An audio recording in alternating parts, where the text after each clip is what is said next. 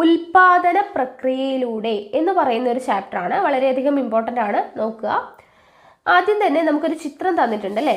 എന്താണ് അവിടെ ചെയ്തിരിക്കുന്നത്? നമ്മുടെ പൂർവികർ അല്ലെ, കായികനികൾ ഭക്ഷിക്കുന്നതും അല്ലെങ്കിൽ അവർ ജോലി ചെയ്യുന്ന ചിത്രങ്ങളൊക്കെയാണ് ഇവിടെ കൊടുത്തിട്ടുള്ളത്.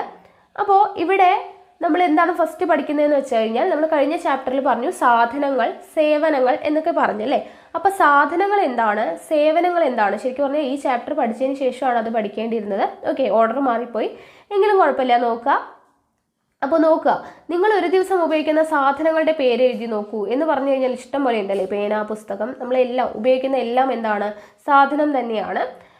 ഇനി ഈ സാധനങ്ങൾ നമ്മൾ ഉപയോഗിക്കുന്നുണ്ടെന്ന് പറഞ്ഞല്ലേ. അപ്പോൾ ധാരാളം ആളുകളുടെ സേവനങ്ങൾ നമ്മൾ ഉപയോഗിക്കുന്നുണ്ട്. ഈ സാധനം നമ്മളിലോട്ട് എത്തണമെങ്കിൽ, നമ്മളൊരു സാധനം വാങ്ങിക്കുന്നു, ആ സാധനം പ്രൊഡ്യൂസ് ചെയ്യുന്ന ആളുടെ കയ്യിൽ നിന്നും നമ്മുടെ ഉപഭോക്താക്കളുടെ കയ്യിൽ എത്തണമെങ്കിൽ ധാരാളം ആളുകളുടെ സേവനം നമുക്ക് വേണം അല്ലേ. അപ്പം എന്താണ് സേവനം എന്നുള്ളതാണ് പറയുന്നത്. സാധനം എന്താണെന്നുള്ളത് നമുക്കറിയാം, എന്താണ് സേവനം എന്ന് പറയുന്നത് നോക്കാം. അതായത് നിങ്ങൾ ഉപയോഗിക്കുന്ന ഒരു പുസ്തകം അച്ചടിച്ചതിന് അകലെയുള്ള ഏതെങ്കിലും ഒരു പ്രസ്സിലായിരിക്കും. അത് നിങ്ങളുടെ കൈവശം എത്തിയത് പല ആളുകളുടെയും പ്രവർത്തന ഫലമാണ് അല്ലേ. അപ്പോൾ ഇവിടെ എന്തെല്ലാം വരും? തൊഴിലാളികൾ വരും, ഗതാഗത സൗകര്യം ഒരുക്കുന്നവർ വരും, പുസ്തക വിതരണക്കാർ വരും. അപ്പോൾ ഇവരെല്ലാം നൽകുന്നത് എന്താണ്? സേവനങ്ങളാണ് അല്ലേ. അപ്പോൾ സേവനങ്ങൾ പലപ്പോഴും കാണുവാനോ സ്പർശിക്കുവാനോ കഴിയില്ല, മറിച്ച് അനുഭവിച്ചറിയാം. അധ്യാപനം ഒരു സേവനമാണ്. ബാങ്ക് ഉദ്യോഗസ്ഥർ, ഡോക്ടർമാർ തുടങ്ങിയവരിൽ നിന്നും നമുക്ക് ജീവിതത്തിൽ സേവനങ്ങൾ ലഭിക്കാറുണ്ട്. ഓക്കെ, അപ്പോൾ സേവനങ്ങൾ എന്ന് പറയുന്നത് നമുക്ക് കാണാനോ അല്ലെങ്കിൽ സ്പർശിക്കുവാനോ കഴിയില്ല, പക്ഷെ നമുക്ക് എന്ത് ചെയ്യാം? അനുഭവിച്ചറിയാൻ പറ്റുന്നതാണ് സേവനം എന്ന് പറയുന്നത്. അധ്യാപനം എന്ന് പറയുന്നത് എന്താണ്? ഒരു സേവനമാണ്. ബാങ്ക് ഉദ്യോഗസ്ഥർ, ഡോക്ടർമാർ തുടങ്ങിയവരിൽ നിന്നും നമുക്ക് ജീവിതത്തിൽ സേവനങ്ങൾ ലഭിക്കാറുണ്ട്. നാം ദിവസേന ഉപയോഗിക്കുന്ന സാധനങ്ങളും സേവനങ്ങളും പട്ടികപ്പെടുത്തിയാൽ ധാരാളം ഉണ്ടാകും. ഇത്രയും സാധനങ്ങളും സേവനങ്ങളും നമ്മുടെ ആവശ്യങ്ങൾ നിറവേറ്റാൻ വേണ്ടിയാണ് നാം ഉപയോഗിക്കുന്നത്. അതുകൊണ്ട് അവ ഉൽപ്പാദിപ്പിക്കേണ്ടതുണ്ട്. ഇത് 6ാം ക്ലാസ്സിലെയാണ്, അതുകൊണ്ട് വളരെ ബേസിക് ആയിട്ടുള്ള കാര്യങ്ങളാണ് കേട്ടോ. അപ്പോൾ എന്താണ് ഉൽപാദനം എന്നുള്ളതാണ് നമ്മൾ പഠിക്കാൻ പോകുന്നത്. ഓക്കെ, എന്താണ് ഉൽപാദനം അല്ലെങ്കിൽ പ്രൊഡക്ഷൻ എന്ന് പറയുന്നത് നോക്കുക. മനുഷ്യന്റെ ആവശ്യങ്ങൾ നിറവേറ്റുന്നതിനുള്ള സാധനങ്ങളും സേവനങ്ങളും നിർമ്മിക്കുന്ന പ്രക്രിയയാണ് എന്തെന്ന് പറയുന്നത്? ഉൽപാദനം അല്ലെ. നമ്മുടെ ആവശ്യങ്ങൾക്ക് വേണ്ടിയിട്ടുള്ള സാധനങ്ങളും സേവനങ്ങളും നിർമ്മിക്കുക, അതിനെയാണ് എന്തെന്ന് പറയാ? ഉൽപാദനം എന്ന് പറയുന്നത്. ഉൽപാദന ഫലമായി ലഭിക്കുന്നതാണ് എന്ത്? ഉൽപ്പന്നം അല്ലെ. നമ്മൾ പ്രൊഡ്യൂസ് ചെയ്തിട്ട് നമുക്ക് കിട്ടുന്ന എന്താണോ അതിനെയാണ് നമ്മൾ ഉൽപ്പന്നം അല്ലെങ്കിൽ പ്രോഡക്റ്റ് എന്ന് പറയുന്നത് അല്ലെ. അപ്പൊ നെല്ല് എന്ന ഉൽപ്പന്നം രൂപപ്പെടുന്ന വിവിധ ഘട്ടങ്ങൾ എന്തൊക്കെയാണ് എന്നുള്ളത് ആ ചിത്രം. അപ്പൊ നെല്ല് എന്താണ് ഉൽപ്പാദിപ്പിക്കുന്നതിന്റെ വിവിധ ഘട്ടങ്ങൾ എന്തൊക്കെയാണ്? നിലമൊരുക്കൽ, വിത്ത് വിതയ്ക്കൽ, കളപറിക്കൽ, വളം വിതറൽ എന്ന് പറഞ്ഞ് കുറെ സ്റ്റെപ്സ് കൊടുത്തിട്ടുണ്ട് അല്ലെ. കൊയ്ത്ത്, കച്ചമെതിക്കൽ, നെല്ല് ശേഖരിക്കൽ. ഇവിടെ നെല്ലുൽപാദനം എന്ന പ്രക്രിയയിൽ ഏതെല്ലാം ഘടകങ്ങളുടെ പങ്കാളിത്തമുണ്ട്? ഏതെല്ലാം ഘടകങ്ങളുണ്ട്? തൊഴിലാളികളുണ്ട്, പ്രകൃതി വിഭവങ്ങൾ അതായത് ഭൂമി, ജലം, അങ്ങനെയുള്ള കാര്യങ്ങളുണ്ട്, മനുഷ്യനിർമ്മിത വസ്തുക്കളുണ്ട്, അതായത് വളം, വിത്ത്, യന്ത്രങ്ങൾ തുടങ്ങിയ മനുഷ്യനിർമ്മിത വസ്തുക്കളുണ്ട്. അപ്പോൾ നിരവധി ഘടകങ്ങളുടെ പ്രവർത്തന ഫലമായി മാത്രമേ ഉൽപാദനം നടക്കുകയുള്ളൂ എന്ന് മനസ്സിലായി അല്ലെ. ഈ പറയുന്ന തൊഴിലാളികളും പ്രകൃതി വിഭവങ്ങളും മനുഷ്യനിർമ്മിത വസ്തുക്കളും എല്ലാം ഉണ്ടെങ്കിൽ മാത്രമേ ഉൽപാദനം എന്ന് പറയുന്ന പ്രോസസ്സ് നടക്കുകയുള്ളൂ. ഇങ്ങനെ ഒരു ഉൽപ്പന്നത്തിന്റെ ഉൽപാദനത്തിന് സഹായിക്കുന്ന വിവിധ ഘടകങ്ങളെയാണ് നമ്മൾ ഉൽപാദന ഘടകങ്ങൾ എന്ന് പറയുന്നത്. ഓക്കെ, ഒരു സാധനം ഉൽപ്പാദിപ്പിക്കുമെങ്കിൽ അല്ലെങ്കിൽ ആ ഒരു ഉൽപ്പന്നത്തിന്റെ ഉൽപാദനത്തിന് സഹായിക്കുന്ന വിവിധ ഘടകങ്ങളാണ് നമ്മൾ ഉൽപാദന ഘടകങ്ങൾ എന്ന് പറയുന്നത്. ഓക്കെ, ഇനി ഉൽപാദന ഘടകങ്ങളെ കുറിച്ചാണ് നമ്മൾ പറയുന്നത്. Factors of production. ഒരു ചെരുപ്പ് നിർമ്മാണ ഫാക്ടറിയുടെ ചിത്രമാണ് മുകളിൽ കൊടുത്തിരിക്കുന്നത്, കാണുന്നുണ്ടല്ലോ. ഓക്കെ, അപ്പൊ ചെരുപ്പ് എന്ന ഉൽപ്പന്നം നിർമ്മിക്കുന്നതിൽ ഏതെല്ലാം ഘടകങ്ങളുടെ സഹായമാണ് ലഭിച്ചിട്ടുള്ളത് എന്നുള്ളത് നോക്കാം. 1 കെട്ടിടങ്ങൾ, 2 യന്ത്രങ്ങൾ, 3 തൊഴിലാളികൾ, 4 വൈദ്യുതി, 5 സംഘാടകൻ എന്ന് പറഞ്ഞ് കൊടുത്തിട്ടുണ്ട് അല്ലേ. അപ്പോൾ ഇവ എങ്ങനെയാണ് ചെരുപ്പ് എന്ന ഉൽപ്പന്നം ഉണ്ടാക്കുവാൻ സഹായിച്ചത് എന്ന് നമുക്ക് നോക്കാം. ഇങ്ങനെ ഉൽപാദനത്തിന് സഹായിക്കുന്ന ഘടകങ്ങളെ പൊതുവെ 4ആയിട്ട് തിരിക്കാം. ഓക്കെ, അപ്പോൾ ഇവിടെ നമുക്ക് പഠിക്കേണ്ട കാര്യം എന്ന് പറയുന്നത് എന്താണ്? ഉൽപാദന ഘടകങ്ങളെ, ഉൽപാദനത്തിന് സഹായിക്കുന്ന ഘടകങ്ങളെ പൊതുവായിട്ട് നമുക്ക് 4ആയിട്ട് തിരിക്കാം. എന്തൊക്കെയാണ്? ഭൂമി, തൊഴിൽ, മൂലധനം, സംഘാടനം. ഓക്കെ, ഭൂമി, തൊഴിൽ, മൂലധനം, സംഘാടനം എന്നിങ്ങനെ 4ആയിട്ട് നമുക്ക് തിരിക്കാം. എന്തിനെ? ഉൽപാദനത്തിന് സഹായിക്കുന്ന ഘടകങ്ങളെ. അതിൽ ആദ്യത്തേത്, ഓരോന്നിൻ്റെ സവിശേഷതയാണ് നമ്മൾ പഠിക്കുന്നത്. ഭൂമി. ഭൂമി എന്ന് പറയുമ്പോൾ എന്താണ്? ഉൽപാദന ഘടകം എന്ന നിലയിൽ വിശാലമായ അർത്ഥത്തിലാണ് ഭൂമി എന്ന പദം ഉപയോഗിച്ചിരിക്കുന്നത്. സാധനങ്ങളുടെ ഉൽപാദനത്തിന് ഉപയോഗിക്കുന്ന എല്ലാ പ്രകൃതി വിഭവങ്ങളും ഭൂമി എന്നതിൽ പെടും. ഭൗമോപരിതലത്തിലും ഭൗമാന്തരീക്ഷത്തിലും ഭൗമ അന്തർഭാഗത്തെയും എല്ലാ പ്രകൃതി വിഭവങ്ങളും ഉൽപാദന ഘടകമായ ഭൂമി എന്നതിൽ പരിഗണിക്കും. ഓക്കെ, അപ്പോൾ ഉൽപാദനത്തിന് ഉപയോഗിക്കുന്ന എല്ലാ പ്രകൃതി വിഭവങ്ങളും എന്തിൽ വരും? ഭൂമി എന്നുള്ള ഉൽപാദന ഘടകത്തിൽ വരുന്നതാണ്. അതിൽ ഭൗമോപരിതലത്തിലെയും ഭൗമ അന്തരീക്ഷത്തിലെയും ഭൗമാന്തർഭാഗത്തെയും എല്ലാ പ്രകൃതി വിഭവങ്ങളും എന്തിലാണ്? ഉൽപാദന ഘടകമായിട്ടുള്ള ഭൂമി എന്നതിലാണ് നമ്മൾ പരിഗണിക്കുന്നത്. ഓക്കെ, അപ്പോൾ ഉൽപാദന ഘടകം എന്ന നിലയിൽ ഭൂമിയിൽ എന്തൊക്കെ പ്രകൃതി വിഭവങ്ങളാണ് ഉൾപ്പെടുന്നത്? മണ്ണ്, ജലം, വനങ്ങൾ, വായു, കൽക്കരി, ഇതെല്ലാം എന്താണ്? ഭൂമിയിൽ വരുന്ന പ്രകൃതി വിഭവങ്ങളാണ്. ഓക്കെ, ഇനി നോക്കുക, ഉൽപാദന ഘടകത്തിൻ്റെ സവിശേഷതകൾ എന്തൊക്കെയാണ് എന്നുള്ളതാണ് ഇവിടെ പറയുന്നത്. അതുപോലെ ഉൽപാദന പ്രക്രിയയിൽ ഉൾപ്പെട്ടിട്ടുള്ള എല്ലാ ഘടകങ്ങൾക്കും പ്രതിഫലം ലഭിക്കുന്നുണ്ട്. ഉൽപാദന പ്രക്രിയയിൽ ഉൾപ്പെട്ടിട്ടുള്ള എല്ലാ ഘടകങ്ങൾക്കും എന്ത് ലഭിക്കുന്നുണ്ട്? പ്രതിഫലം ലഭിക്കുന്നുണ്ട്. ഉൽപാദന ഘടകം എന്ന നിലയിൽ ഭൂമിയുടെ പ്രതിഫലമാണ് പാട്ടം. ഇത് ഇമ്പോർട്ടൻ്റ് ആണ് കേട്ടോ. ഉൽപാദന ഘടകം എന്ന നിലയിൽ ഭൂമിയുടെ പ്രതിഫലം എന്ന് പറയുന്നത് എന്താണ്? പാട്ടമാണ്, അല്ലേ? നമ്മൾ ഭൂമിക്ക് പാട്ടമാണ് കൊടുക്കുന്നത്. അപ്പോൾ പാട്ടം എന്ന് പറയുന്നതാണ് ഉൽപാദന ഘടകം എന്ന നിലയിൽ ഭൂമിയുടെ പ്രതിഫലം എന്ന് പറയുന്നത്. ഓക്കെ, അപ്പോൾ ഇതാണ് ഭൂമി എന്ന് പറയുന്ന ഉൽപാദന ഘടകത്തെക്കുറിച്ച് പഠിക്കാനുള്ളത്. അപ്പോൾ ഈ ഒരു സെക്ഷൻ നമ്മൾ ഈ SCERT ടെക്സ്റ്റിനെ ബേസ് ചെയ്തുകൊണ്ട് തന്നെ നമ്മൾ ക്ലാസ് റൂം സെഷനായിട്ട് ചെയ്തിട്ടുണ്ട്. അപ്പോൾ ആ വീഡിയോ കാണാത്തവരുണ്ടെങ്കിൽ അത് കണ്ടു കഴിഞ്ഞാൽ കുറച്ചുകൂടെ നിങ്ങൾക്ക് ഡീറ്റെയിൽഡ് ആയിട്ട് കാര്യങ്ങൾ മനസ്സിലായിക്കോളും. ഓക്കെ, ഇനി ഇവിടെ നോക്കാം, തൊഴിൽ. തൊഴിൽ എന്ന് പറയുമ്പോൾ ഏതൊരു ഉൽപ്പന്നത്തിൻ്റെയും ഉൽപാദനത്തിൽ സജീവമായി പ്രവർത്തിക്കുന്ന ഒരു ഘടകമാണ് എന്തെന്ന് പറയുന്നത്? തൊഴിൽ എന്ന് പറയുന്നത്. ഏതൊരു ഉൽപ്പന്നത്തിൻ്റെയും ഉൽപാദനത്തിൽ സജീവമായി പ്രവർത്തിക്കുന്ന ഘടകമാണ് തൊഴിൽ. തൊഴിലാളികൾ അവരുടെ അധ്വാന ശേഷിയാണ് ഉൽപാദനത്തിനായിട്ട് ഉപയോഗിക്കുന്നത്, അല്ലേ? തൊഴിലാളികൾ അവരുടെ അധ്വാന ശേഷിയാണ് ഉൽപാദനത്തിനായിട്ട് ഉപയോഗിക്കുന്നത്. ഒരു ഉദാഹരണം കൊടുത്തിട്ടുണ്ട്. ഒരു കയർ ഉൽപ്പന്ന നിർമ്മാണ യൂണിറ്റ് സന്ദർശിച്ചാൽ തൊഴിലാളികൾ എന്തിനൊക്കെയാണ് അവരുടെ അധ്വാന ശേഷി ഉപയോഗിക്കുന്നത്? കയർ ഉൽപ്പന്ന നിർമ്മാണത്തിന് ചകിരി അനുയോജ്യമാക്കുന്നതിന്, ആവശ്യമായ നിറങ്ങൾ ചേർക്കുന്നതിന്, യന്ത്രങ്ങൾ പ്രവർത്തിപ്പിക്കുന്നതിന്, ഉൽപ്പന്ന വിതരണത്തിന്. അപ്പോൾ ഇതിനെല്ലാം അവരുടെ അധ്വാന ശേഷിയാണ് ഇവിടെ കൊടുക്കുന്നത്, അല്ലേ? അപ്പോൾ ഇവിടെ തൊഴിലാളികളുടെ കായികവും മാനസികവും ബുദ്ധിപരവുമായിട്ടുള്ള അധ്വാനശേഷി ഉപയോഗിക്കുന്നത് കാണാം, അല്ലേ? കായികവും മാനസികവും ബുദ്ധിപരവുമായിട്ടുള്ള അധ്വാനശേഷി ഉപയോഗിക്കുന്നത് കാണാം. സാധനങ്ങളും സേവനങ്ങളും ഉൽപ്പാദിപ്പിക്കുന്നതിന് തൊഴിലാളികൾ കായികവും മാനസികവും ബുദ്ധിപരവുമായി അധ്വാനശേഷി ഉപയോഗിക്കുന്നതിനെയാണ് തൊഴിൽ എന്ന് പറയുന്നത്. അപ്പോൾ എന്താണ് തൊഴിൽ എന്ന് പറയുന്നത്? സാധനങ്ങളും സേവനങ്ങളും ഉൽപ്പാദിപ്പിക്കുന്നതിന് തൊഴിലാളികൾ കായികവും മാനസികവും ബുദ്ധിപരവുമായി അധ്വാനശേഷി ഉപയോഗിക്കുന്നതിനെയാണ് തൊഴിൽ എന്ന് പറയുന്നത്. അധ്വാനശേഷിക്ക് പ്രതിഫലം ലഭിക്കുന്നു എങ്കിൽ മാത്രമേ അത് തൊഴിലാവുകയുള്ളൂ, അല്ലേ? നമ്മൾ ചെയ്യുന്ന ജോലിക്ക് നമുക്ക് കൂലി കിട്ടിയെങ്കിൽ മാത്രമേ അതിനെ നമ്മൾ എന്തെന്ന് പറയാൻ പറ്റൂ? തൊഴിൽ എന്ന് പറയാൻ പറ്റുള്ളൂ. വീട്ടിൽ കുടുംബാംഗങ്ങൾ ചെയ്യുന്ന ജോലികൾക്ക് ഉപയോഗിക്കുന്ന അധ്വാനശേഷിക്ക് പ്രതിഫലം ലഭിക്കാത്തതിനാൽ അത് തൊഴിലായി പരിഗണിക്കാറില്ല, അല്ലെ? വീട്ടിലുള്ള ജോലികളെല്ലാം തന്നെ ചെയ്യുന്നുണ്ട്, പക്ഷെ അതിന് എന്താണ്, ആരും പ്രതിഫലം ഒന്നും കൊടുക്കില്ല. അതുകൊണ്ട് തന്നെ അതിനൊരു തൊഴിലായിട്ട് പരിഗണിക്കാറില്ല. തൊഴിലാളി നൽകുന്ന അധ്വാനശേഷിക്കുള്ള പ്രതിഫലം കൂലിയാണ്. ഓക്കെ, തൊഴിലാളി നൽകുന്ന അധ്വാനശേഷിക്കുള്ള പ്രതിഫലം കൂലിയാണ്. ഇത് മിക്കപ്പോഴും പണമായാണ് ലഭിക്കുന്നത്. ഇതൊക്കെ നമുക്കറിയാം.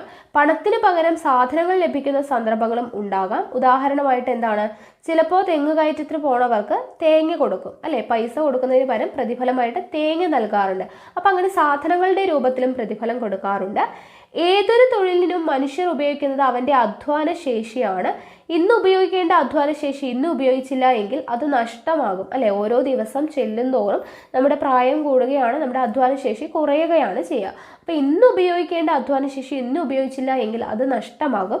ആയതിനാൽ തൊഴിലാളിയുടെ അധ്വാനശേഷി പിറ്റേ ദിവസത്തേക്കായി മാറ്റിവെക്കാനോ കരുതി വെക്കുവാനോ പാടില്ല.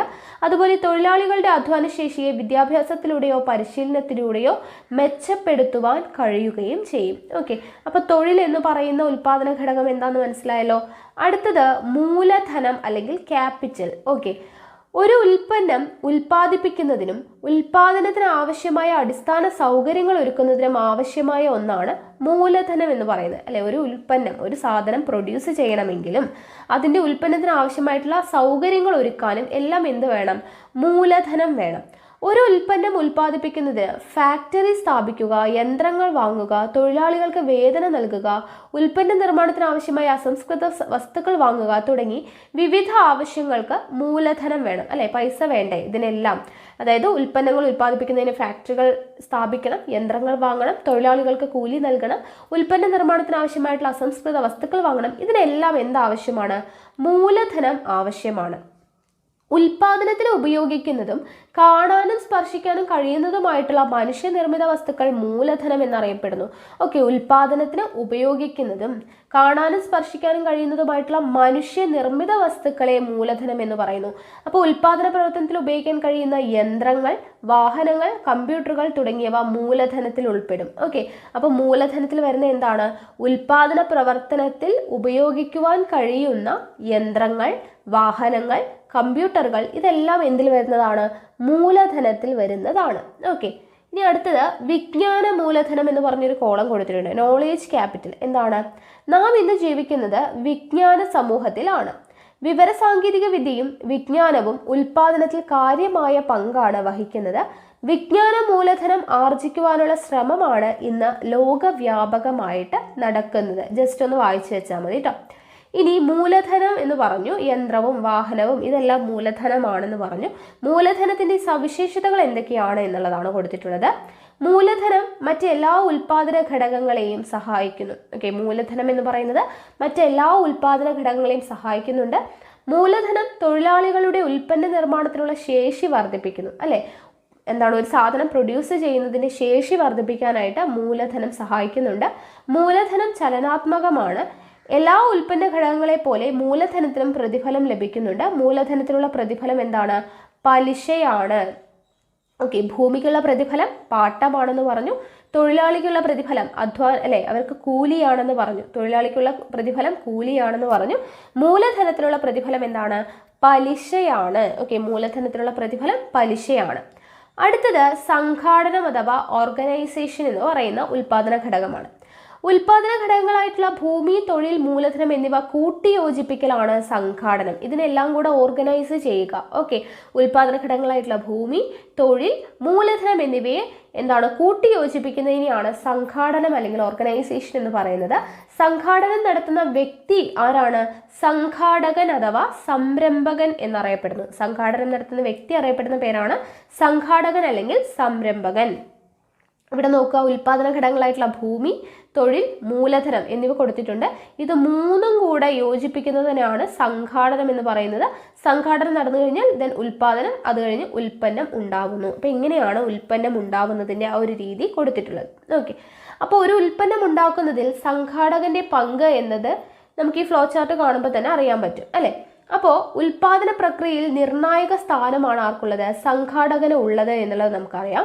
ഒരു ഉൽപാദന ഘടകം എന്ന നിലയിൽ സംഘാടനത്തിനുള്ള പ്രതിഫലം എന്താണ്? ലാഭമാണ്. ഓക്കെ, സംഘാടനത്തിനുള്ള പ്രതിഫലം എന്താണ്? ലാഭമാണ്. പഠിച്ചു വെക്കുക കേട്ടോ. ഭൂമിക്കുള്ള പ്രതിഫലം പാട്ടം, തൊഴിലാളിക്കുള്ള പ്രതിഫലം കൂലി, മൂലധനത്തിനുള്ള പ്രതിഫലം എന്താണ്? പലിശ, സംഘാടനത്തിനുള്ള പ്രതിഫലം എന്ന് പറയുന്നത് ലാഭമാണ് എന്നുള്ളത് നോക്കി വെക്കാം. താഴെ കൊടുത്തിരിക്കുന്ന സൂചകങ്ങൾ ഉപയോഗിച്ച് സംഘാടകന്റെ സവിശേഷതകൾ എന്തൊക്കെയാണ്? നമ്മളിപ്പോൾ പറഞ്ഞില്ലേ, ആ കാര്യങ്ങളൊക്കെ തന്നെയാണ്. ഉൽപാദന ഘടകങ്ങൾ ഒത്തുചേർന്ന് പ്രവർത്തിക്കുമ്പോൾ ഉൽപാദനവും അതുവഴി ഉൽപ്പന്നവും രൂപപ്പെടും, അല്ലെ? ഉൽപാദന ഘടകങ്ങൾ ഒത്തുചേർന്ന് പ്രവർത്തിക്കുമ്പോൾ ഉൽപാദനവും അതുവഴി ഉൽപ്പന്നവും രൂപപ്പെടും. വ്യക്തികളുടെ ആവശ്യം പൂർത്തീകരണത്തിന് ഉൽപ്പന്നങ്ങൾ അനിവാര്യമാകുന്നതിനാൽ ഉൽപാദനം എന്ന പ്രക്രിയ നിരന്തരമാകുന്നു. ഉൽപാദനം എന്നത് ഒരു സാമ്പത്തിക പ്രവർത്തനവും നിരന്തരമായി തുടരുന്ന പ്രക്രിയയുമാണ്. ഈ പ്രക്രിയ എങ്ങനെ നിരന്തരമാകുന്നു എന്നുള്ളത് നോക്കാം. അതായത് ഈ ഉൽപാദനം എന്ന് പറയുന്നത് നിരന്തരമായി നടക്കുന്നു എന്നാണ് പറഞ്ഞത്. അപ്പോൾ അതെങ്ങനെയാണ് നടക്കുന്നത് എന്നുള്ളതാണ് പറയുന്നത്. സാമ്പത്തിക പ്രവർത്തനങ്ങളുടെ ചാക്രിക പ്രവാഹം, circular flow of economic activities എന്ന് പറഞ്ഞ് കൊടുത്തിട്ടുണ്ട്. നോക്കുക, സാമ്പത്തിക പ്രവർത്തനങ്ങളുടെ ഗതി സൂചിപ്പിക്കുന്നതാണ് ഇവിടെ ഫ്ലോ ചാർട്ട് പോലെ കൊടുത്തിട്ടുള്ളത്. ഇവിടെ ഉൽപ്പന്നങ്ങൾ ഉൽപ്പാദിപ്പിക്കുന്നത് ഉൽപാദന യൂണിറ്റും ഉൽപ്പാദിപ്പിക്കുന്ന ഉൽപ്പന്നങ്ങൾ ഉപയോഗിക്കുന്നത് ഗാർഹിക യൂണിറ്റുമാണ്. മനുഷ്യൻ ആവശ്യപൂർത്തീകരണത്തിനാണ് ഉൽപ്പന്നങ്ങൾ ഉപയോഗിക്കുന്നത് എന്നുള്ളത് നമുക്ക് അറിയാം. മനുഷ്യന്റെ ആവശ്യങ്ങൾ നിരവധിയാണ്. ഒരാവശ്യം നിറവേറ്റുമ്പോൾ പുതിയ ആവശ്യമുണ്ടാകും. ആവശ്യങ്ങൾ മാറുന്നതിനനുസരിച്ച് സാധനങ്ങളും സേവനങ്ങളും ആവശ്യമായി വരും.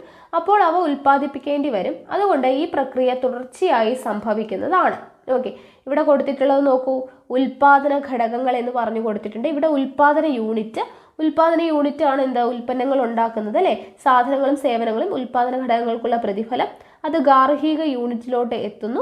ദെൻ അവിടെ സാധനങ്ങൾക്കും സേവനങ്ങൾക്കുള്ള വില, ഉൽപാദന ഘടകങ്ങൾ എന്ന് പറഞ്ഞു കൊടുത്തിട്ടുള്ളത് കണ്ടോ. ഓക്കെ, അതൊന്ന് നോക്കുക. ഇനി ഇവിടെ ഈ പ്രക്രിയ തുടർച്ചയായി സംഭവിക്കുന്നതാണ്. അപ്പോൾ അവിടെ വിശകലനം ചെയ്താൽ ആ ചിത്രം നോക്കി നമുക്ക് എന്തൊക്കെയാണ് അറിയാൻ പറ്റുന്നത്. ഉൽപാദന യൂണിറ്റുകൾക്ക് ഉൽപാദന ഘടകങ്ങളായ ഭൂമി, തൊഴിൽ, മൂലധനം, സംഘാടനം എന്നിവ പ്രദാനം ചെയ്യുന്നത് ഗാർഹിക യൂണിറ്റ് ആണ് എന്ന് നമുക്ക് മനസ്സിലാക്കാം. ഓക്കെ, ഉൽപാദന യൂണിറ്റുകൾക്ക് ഭൂമി, തൊഴിൽ, മൂലധനം, സംഘാടനം എന്നിവ കൊടുക്കുന്നത് ആരാണ്, പ്രദാനം ചെയ്യുന്നത് ആരാണ്, ഗാർഹിക യൂണിറ്റ് ആണ് എന്നുള്ളത് നമുക്ക് അറിയാൻ പറ്റും. ഉൽപാദന ഘടകങ്ങൾക്കുള്ള പ്രതിഫലമായി പാട്ടം, കൂലി, പലിശ, ലാഭം എന്നിവ ഉൽപാദന യൂണിറ്റ് ഗാർഹിക യൂണിറ്റിന് നൽകുന്നു അല്ലെ. ഉൽപാദന ഘടകങ്ങൾക്കുള്ള പ്രതിഫലമായിട്ടാണ് നമുക്കറിയാം പാട്ടം, കൂലി, പലിശ, ലാഭം ഇത് ഉൽപാദന യൂണിറ്റ് ആണ് ആർക്ക് കൊടുക്കുന്നത്, ഗാർഹിക യൂണിറ്റിന് നൽകുന്നത്. ഉൽപാദന യൂണിറ്റ് ഗാർഹിക യൂണിറ്റുകൾക്ക് ആവശ്യമായ സാധനങ്ങളും സേവനങ്ങളും നൽകുന്നു. ഇതിന് പ്രതിഫലമായി ഗാർഹിക യൂണിറ്റ് ഉൽപാദന യൂണിറ്റുകൾക്ക് എന്ത് ചെയ്യുന്നു, വില പണമായി നൽകുന്നു അല്ലെ. ഉൽപാദന യൂണിറ്റ് സാധനങ്ങളും സേവനങ്ങളും നൽകുമ്പോൾ അതിനുള്ള എന്താണ് പ്രതിഫലമായിട്ട് ഗാർഹിക യൂണിറ്റ് എന്ത് നൽകുന്നു, വില പണമായിട്ട് നൽകുന്നു. ഓക്കെ, അപ്പൊ ഇങ്ങനെ ഉൽപാദനവും ഉപഭോഗവും നിരന്തരമായി തുടരുന്നതിനാലാണ് സാമ്പത്തിക പ്രവർത്തനങ്ങൾ ചാക്രിക ഗതിയിലാകുന്നത്. ഓക്കെ, അപ്പോൾ ഇത്രയുമാണ് നമ്മുടെ ഈ ഒരു ചാപ്റ്റർ. വളരെ ചെറിയൊരു ചാപ്റ്റർ ആയിരുന്നു. ഇത്രയും കാര്യങ്ങളാണ് നമുക്കിവിടെ പഠിക്കാനായിട്ടുള്ളത്. ഓക്കെ, ഇനി നമുക്ക് ഒരു ചാപ്റ്ററും കൂടെ പഠിക്കാനായിട്ടുണ്ട്. വാട്ടർഷെഡ് മാനേജ്മെന്റ് എന്ന് പറയുന്ന ഒരു ഭാഗം വരുന്ന ഒരു ചാപ്റ്ററാണ്. അതൊന്ന് നമുക്ക് നോക്കാം. ഇവിടെ നോക്കാം, 8ാം ക്ലാസ്സിലെ സോഷ്യൽ സയൻസിലെ 12ാമത്തെ ചാപ്റ്ററാണ്. അതിലാണ് നമ്മുടെ വാട്ടർഷെഡ് മാനേജ്മെന്റ് ഒക്കെ വരുന്നത്. ഭൂമിയിലെ ജലം എന്നുള്ളതാണ് ചാപ്റ്ററിൻ്റെ പേര്. അപ്പോൾ നമുക്ക് നോക്കാം. ആദ്യം തന്നെ നമുക്കിവിടെ ഒരു ചിത്രം കൊടുത്തിട്ടുണ്ട്. അപ്പോൾ അതിൽ മാർച്ച് 22 ലോക ജലദിനം എന്ന് പറഞ്ഞു കൊടുത്തിട്ടുണ്ട്. അപ്പോൾ അത് ആദ്യം പഠിച്ചു വയ്ക്കുക. ലോക ജലദിനം എന്നാണ് മാർച്ച് 22 എന്നുള്ളത് ഓർത്തിരിക്കുക. ഇനി ഇവിടെ ആദ്യം ഒരു പോസ്റ്ററൊക്കെ കൊടുത്തിട്ടുണ്ട്. അതൊന്നും നമുക്ക് വേണ്ട. ജീവജലം എന്ന് പറഞ്ഞു കൊടുത്തിട്ടുണ്ട്. നോക്കുക, സൗരയൂഥത്തിലെ ജീവഗ്രഹമാണ് ഭൂമി. സൗരയൂഥത്തിലെ ജീവഗ്രഹം എന്ന് പറയുന്നത് എന്താണ്, ഭൂമിയാണ്. ജീവൻ ആദ്യമുണ്ടായത് ജലത്തിലാണ് എന്ന് കരുതപ്പെടുന്നു. ജലം ഏതെല്ലാം അവസ്ഥകളിൽ ഭൂമിയിൽ നിലനിൽക്കുന്നുണ്ട് എന്ന് പഠിച്ചിട്ടുണ്ടല്ലോ, നമ്മൾ പഠിച്ചിട്ടില്ല, അത് നമുക്ക് പഠിക്കാം. ഇനി ഭൂമിക്ക് ജലഗ്രഹം എന്നും പേരുണ്ട്. അപ്പം ജലഗ്രഹം എന്നറിയപ്പെടുന്ന എന്താണ്, ഭൂമിയാണ്. സൗരയൂഥത്തിലെ ജീവഗ്രഹം എന്നറിയപ്പെടുന്നതും എന്ത് തന്നെയാണ്, ഭൂമി തന്നെയാണ്. ഭൂമിയുടെ വിസ്തൃതിയുടെ 1/4 പങ്കും ജലമായതിനാലാണ് ഇങ്ങനെ വിശേഷിപ്പിക്കുന്നത്. അപ്പം നമുക്കിവിടെ വാട്ടർഷെഡ് മാനേജ്മെന്റ് മാത്രമല്ല, ടൈപ്സ് ഓഫ് പൊല്യൂഷൻ വരുന്നതിൽ വാട്ടർ പൊല്യൂഷനെ കുറിച്ച് നമുക്ക് പഠിക്കാനൊക്കെ ഉണ്ട് ഡിഗ്രി ലെവൽ മെയിൻസുകാർക്ക്. അപ്പോൾ അതും നമുക്ക് ഇമ്പോർട്ടൻ്റ് ആയിട്ടുള്ള ഒരു ഭാഗം തന്നെയാണ്. അപ്പോൾ ഇത് രണ്ടും വരുന്നത് ഈ ഒരു ചാപ്റ്ററിലാണ്. പൊല്യൂഷൻ, വാട്ടർ പൊല്യൂഷൻ, അതുപോലെ തന്നെ വാട്ടർഷെഡ് മാനേജ്മെന്റ് വരുന്നതും ഇവിടെയാണ്. അപ്പോൾ ഈ ചാപ്റ്റർ വളരെയധികം ഇമ്പോർട്ടൻ്റ് ആണ് കേട്ടോ, പഠിച്ചു വെക്കുക. ഭൂമിയുടെ വിസ്തൃതിയുടെ 1/4 പങ്കും ജലമായതിനാലാണ് ഇങ്ങനെ വിശേഷിപ്പിക്കുന്നത് അല്ലെ, ജലഗ്രഹം എന്ന് വിശേഷിപ്പിക്കുന്നത്. ഉപരിതലത്തിന്റെ ഏതാണ്ട് 71% ജലമായതിനാൽ ബഹിരാകാശത്ത് നിന്ന് നോക്കുമ്പോൾ ഭൂമി ഒരു നീലഗോളമാണ്. ഓക്കെ, അപ്പോൾ ഉപരിതലത്തിന്റെ, ഭൂമിയുടെ ഉപരിതലത്തിന്റെ ഏതാണ്ട് 71% എന്ത് തന്നെയാണ്, 71% ജലമാണ്. അതുകൊണ്ട് ബഹിരാകാശത്ത് നിന്ന് നോക്കുമ്പോൾ ഭൂമി എങ്ങനെയാണ് കാണപ്പെടുന്നത്, ഒരു നീലഗോളമാണ്. ചിത്രത്തിൽ നീല നിറത്തിൽ കാണുന്നത് സമുദ്രങ്ങളാണ്. ഓക്കെ, നീല നിറത്തിൽ കാണുന്നത് എന്താണ്, സമുദ്രങ്ങളാണ്. അപ്പോൾ സൗരയൂഥത്തിലെ ജീവഗ്രഹം ഭൂമി, ഭൂമിക്ക് ജലഗ്രഹം എന്നൊരു പേര് കൂടി ഉണ്ടെന്നുള്ളത് ഓർക്കുക. 71% ഉപരിതലത്തിലെ 71% ജലമായതുകൊണ്ടാണ് നമുക്ക് ബഹിരാകാശത്ത് നിന്ന് നോക്കുമ്പോൾ ഭൂമി ഒരു നീലഗോളമായി കാണപ്പെടുന്നത് എന്നുള്ളത് ഓർത്തിരിക്കാം. ഇനി ഇവിടെ ഒരു കോളം കൊടുത്തിട്ടുണ്ട് നോക്കുക. ജലം തണുത്തുറയുമ്പോൾ സാന്ദ്രത കുറയുന്നത് മൂലമാണ് മഞ്ഞുകട്ട ജലത്തിൽ പൊങ്ങിക്കിടക്കുന്നത്. ജലം തണുത്തുറയുമ്പോൾ എന്ത് കുറയുന്നു? സാന്ദ്രത കുറയുന്നു. അതുകൊണ്ടാണ് മഞ്ഞുകട്ട ജലത്തിൽ പൊങ്ങിക്കിടക്കുന്നത്. ഈ സവിശേഷത കൊണ്ടാണ് മഞ്ഞുമൂടിയ ജലാശയങ്ങളിൽ മഞ്ഞുപാളികൾക്കിടയിലെ ജലം കാണപ്പെടുന്നത്. അല്ലായിരുന്നുവെങ്കിൽ ശൈത്യമേഖലകളിലെ ജലാശയങ്ങൾ മുഴുവൻ തണുത്തുറയുകയും ജലജീവികളെല്ലാം ചത്തൊടുങ്ങുകയും ചെയ്യുമായിരുന്നു. അപ്പം ജലം തണുത്തുറയുമ്പോൾ സാന്ദ്രത കുറയുന്നത് കൊണ്ടാണ് മഞ്ഞുകട്ട എന്ത് ചെയ്യുന്നത്? ജലത്തിൽ പൊങ്ങിക്കിടക്കുന്നത്. ഈ സവിശേഷത കൊണ്ടാണ് മഞ്ഞുമൂടിയ ജലാശയങ്ങൾ. അപ്പം ഇങ്ങനെ ചോദിക്കാം, മഞ്ഞുമൂടിയ ജലാശയങ്ങളിൽ മഞ്ഞുപാളികൾക്കിടയിൽ ജലം കാണപ്പെടുന്നു. ഓക്കെ, അതിന് കാരണം എന്താണ്?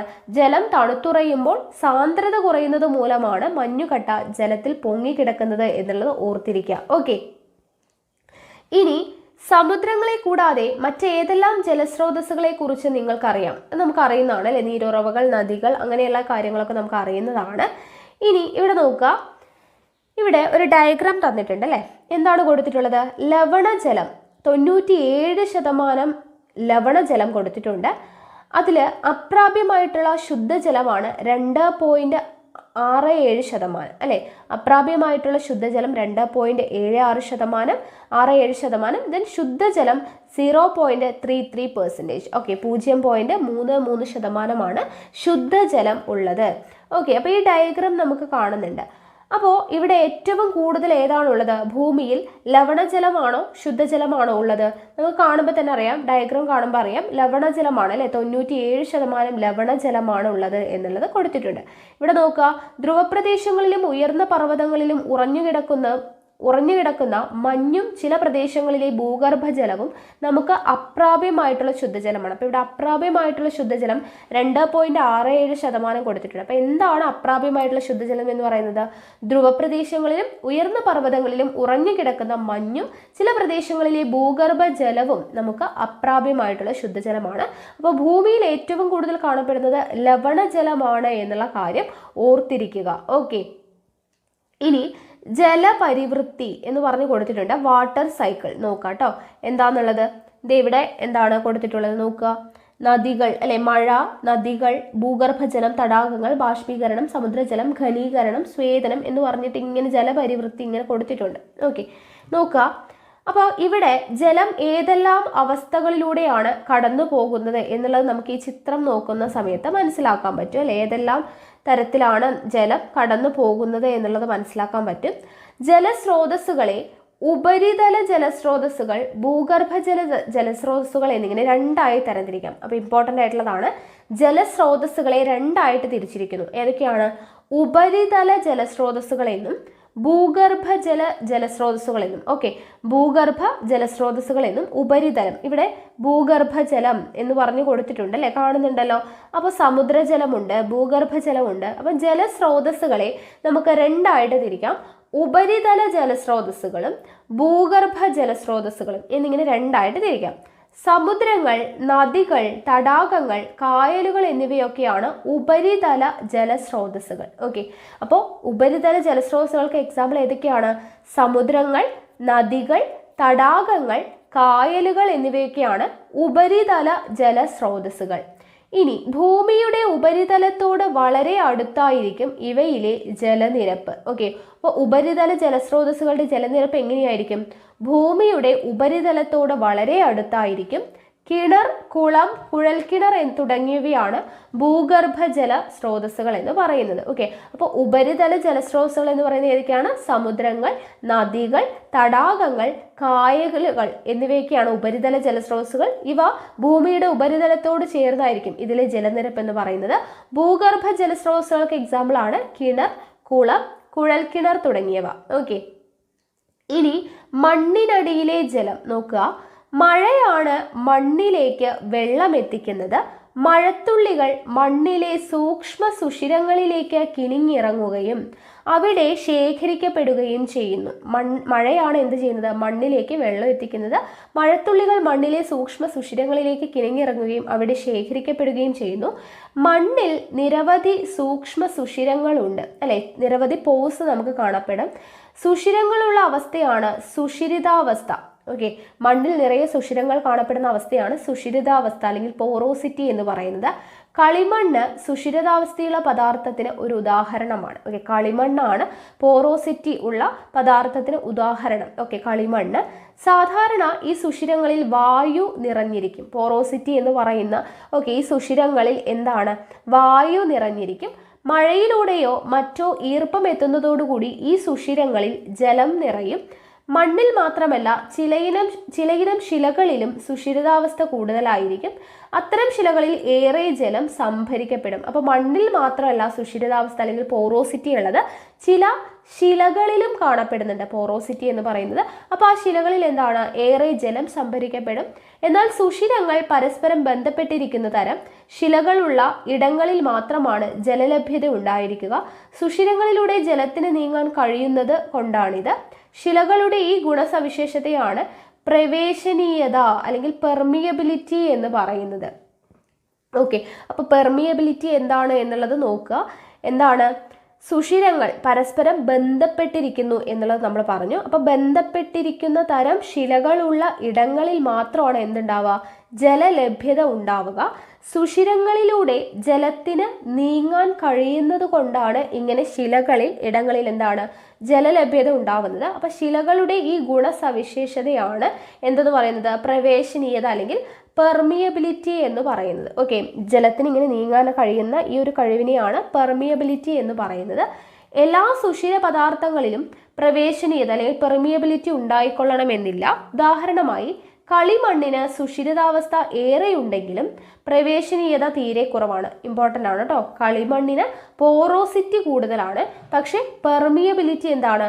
തീരെ കുറവാണ്. അത് ജലത്തെ ഉള്ളിലേക്ക് കടത്തിവിടില്ല എന്നർത്ഥം. ഓക്കെ, കളിമണ്ണ് ജലത്തെ ഉള്ളിലേക്ക് കടത്തിവിടില്ല. പോറോസിറ്റി കൂടുതലാണ്, പക്ഷെ ജലത്തെ ഉള്ളിലോട്ട് കടത്തിവിടണമെങ്കിൽ എന്ത് വേണം? പെർമിയബിലിറ്റി വേണം. ഓക്കെ, പെർമിയബിലിറ്റി ഇല്ലാത്തത് കൊണ്ട് തന്നെ കളിമണ്ണ് ഉള്ളിലോട്ട് ജലം കടത്തിവിടില്ല. ഓക്കെ, മറ്റിടങ്ങളെ അപേക്ഷിച്ച് നെൽപ്പാടങ്ങളിൽ വെള്ളം കെട്ടിക്കിടക്കുന്നതിന്റെ കാരണം മനസ്സിലായില്ലേ? എന്തുകൊണ്ടാണ്? അവിടെ പെർമിയബിലിറ്റി കുറവാണ് അല്ലെ? വെള്ളം അങ്ങോട്ട് ഉള്ളിലോട്ട് കടക്കുന്നില്ല. അതാണ് വെള്ളം കെട്ടിക്കിടക്കാനായിട്ട് കാരണം. അപ്പോൾ അവിടെ പെർമിയബിലിറ്റി അല്ലെങ്കിൽ പ്രവേശനീയത, മലയാളത്തിൽ പറയുകയാണെങ്കിൽ പ്രവേശനീയത കുറയുന്നത് കൊണ്ടാണ് നെൽപ്പാടങ്ങളിൽ വെള്ളം കെട്ടിക്കിടക്കുന്നത് എന്നുള്ള കാര്യം ഓർത്തിരിക്കുക. ഓക്കെ, ഇനി ഭൂമിയിൽ പെയ്തിറങ്ങുന്ന മഴവെള്ളം മഴയില്ലാത്ത കാലങ്ങളിലേക്ക് സംഭരിച്ചു വെക്കാനുള്ള സംവിധാനം പ്രകൃതി ഏർപ്പെടുത്തിയിട്ടുണ്ട്. മഴവെള്ളം മണ്ണിനടിയിലേക്ക് ഊർന്നിറങ്ങുവാനുള്ള അവസരം നാം തടസ്സപ്പെടുത്തിയാൽ വേനൽക്കാലത്ത് ജലദൗർലഭ്യമായിരിക്കും ഫലം. കിണറു നിർമ്മാണത്തിനും മറ്റ് ആവശ്യങ്ങൾക്കുമൊക്കെ കുഴിയെടുക്കുന്നത് നിങ്ങൾ ശ്രദ്ധിച്ചിട്ടുണ്ടാവും. ആഴം കൂടുന്തോറും പൊതുവെ മണ്ണിന്റെ നനവിന് വർദ്ധിക്കുന്നത് കാരണം എന്താണ്? വീണ്ടും ആഴം കൂട്ടിയാലോ? ശിലകളിലെ സുഷിരങ്ങളിൽ നിറഞ്ഞിരിക്കുന്ന ജലം കിണിങ്ങിറങ്ങി കുഴിയിൽ നിറയുന്നു. എല്ലാ സുഷിരങ്ങളും ജലം കൊണ്ട് നിറഞ്ഞിരിക്കുന്ന ഭാഗമായതിനാലാണ് ഈ ജലസമൃദ്ധി. ഭൂമിക്കടിയിലെ ജലസമൃദ്ധമായ ഭാഗത്തിന്റെ മുകൾ പരപ്പാണ് ജലപീഠം. ഇമ്പോർട്ടൻ്റ് ആയിട്ടുള്ള ഒരു ടേമാണ്. ഭൂമിക്കിടയിലെ ജലസമൃദ്ധമായ ഭാഗത്തിന്റെ മുകൾ പരപ്പിനെയാണ് എന്തെന്ന് പറയുന്നത്? ജലപീഠം അല്ലെങ്കിൽ വാട്ടർ ടേബിൾ എന്ന് പറയപ്പെടുന്നത്. ഭൂമിക്കടിയിൽ സംഭരിക്കപ്പെട്ടിരിക്കുന്ന ജലമാണ് എന്ത്? ഭൂഗർഭജലം അല്ലെ? ഭൂമിക്കടിയിൽ സംഭരിക്കപ്പെട്ടിരിക്കുന്ന ജലമാണ് ഭൂഗർഭജലം എന്ന് പറയുന്നത്. ഇവിടെ ഒരു കോളം കൊടുത്തിട്ടുണ്ട്. പലയിടങ്ങളിലും ചൂടുള്ള ജലം ഭൂമിക്കുള്ളിൽ നിന്ന് ഉപരിതലത്തിലേക്ക് ഒഴുകാറുണ്ട്. ഇത്തരം നീരൊഴുക്കുകളാണ് ചൂടുനീരുറവകൾ. ഓക്കെ, എന്താണ്? ചൂടുള്ള ജലം ഭൂമിക്കുള്ളിൽ നിന്ന് ഉപരിതലത്തിലോട്ട് ഒഴുകാറുണ്ട്. ഇതിനെയാണ് ചൂടുനീരുറവകൾ എന്ന് പറയുന്നത്. ഹിമാലയത്തിന്റെ താഴ്വരകളിൽ ഇവ ധാരാളം കാണാം. മരുഭൂമികളിൽ ജലലഭ്യതയുള്ള ഇടങ്ങളാണ് മരുപ്പച്ചകൾ. ഓക്കെ, മരുപ്പച്ചകൾ എന്ന് പറഞ്ഞാൽ എന്താണ്? മരുഭൂമികളിൽ ജലലഭ്യതയുള്ള ഇടങ്ങളാണ് മരുപ്പച്ചകൾ. മരുപ്പച്ചകൾ കേന്ദ്രീകരിച്ചാണ് മരുഭൂമികളിലെ ചെറു ജനവാസ കേന്ദ്രങ്ങൾ നിലവിലുള്ളത്. ഇത് നമ്മൾ മുമ്പ് പഠിച്ചിട്ടുള്ളതാണ് അല്ലേ? അടുത്തത് അക്യൂഫറുകൾ. ഓക്കെ, അക്യൂഫറുകൾ നമുക്ക് വാട്ടർഷെഡ് മാനേജ്മെന്റ് ആണ് സിവിക്സിന്റെ ഭാഗമായിട്ട് വരുന്നത്. പക്ഷെ നമുക്കിവിടെ എന്താണ് പൊല്യൂഷന്റെ കാര്യങ്ങളൊക്കെ നമുക്ക് പഠിക്കാനായിട്ടുണ്ട്. അപ്പോൾ ഈ ചാപ്റ്റർ ഇമ്പോർട്ടൻ്റ് തന്നെയാണ് പഠിക്കണം കേട്ടോ. ഓക്കെ, വാട്ടർഷെഡ് മാനേജ്മെന്റ് വരുമ്പോൾ പറയാം.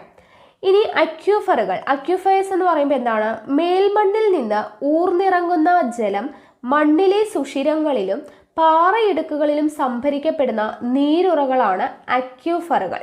ഓക്കെ, മേൽമണ്ണിൽ നിന്ന് ഊർന്നിറങ്ങുന്ന ജലം എന്ത് ചെയ്യുന്നു? മണ്ണിലെ സുഷിരങ്ങളിലും പാറയിടുക്കുകളിലും സംഭരിക്കപ്പെടുന്ന നീരറകളെയാണ് നമ്മൾ എന്താ പറയുക, അക്യൂഫറുകൾ എന്ന് പറയുന്നത്.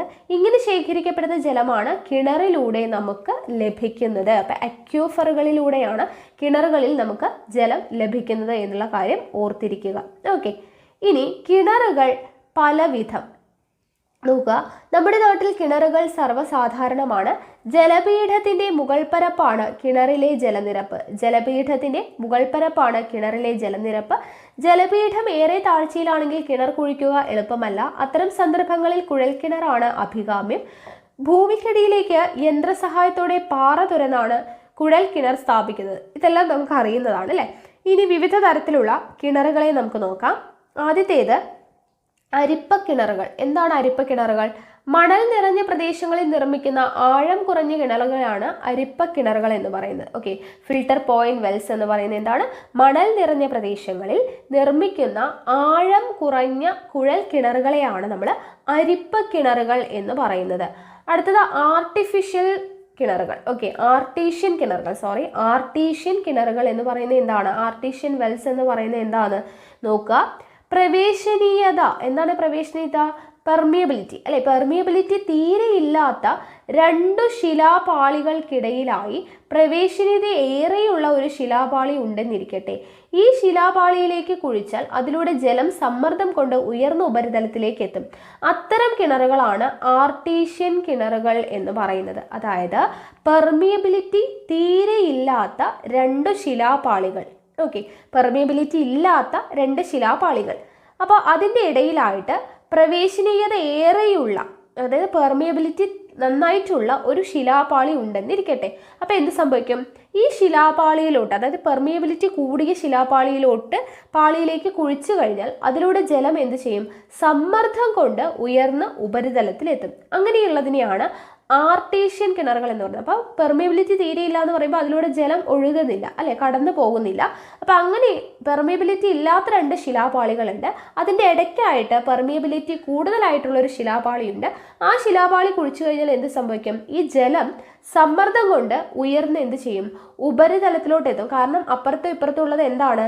പെർമിയബിലിറ്റി ഇല്ലാത്ത ഇതാണ് അല്ലെ. അപ്പൊ പെർമിയബിലിറ്റി ഇല്ലാത്ത ശിലാപാളികളായതുകൊണ്ട് അതിലൂടെ വെള്ളം കടന്നു പോകില്ല, അപ്പുറത്തോട്ട് കടന്നു പോകില്ല. അതുകൊണ്ട് തന്നെ ജലത്തിന്റെ സമ്മർദ്ദം കാരണം ഈ ജലം എന്ത് ചെയ്യും?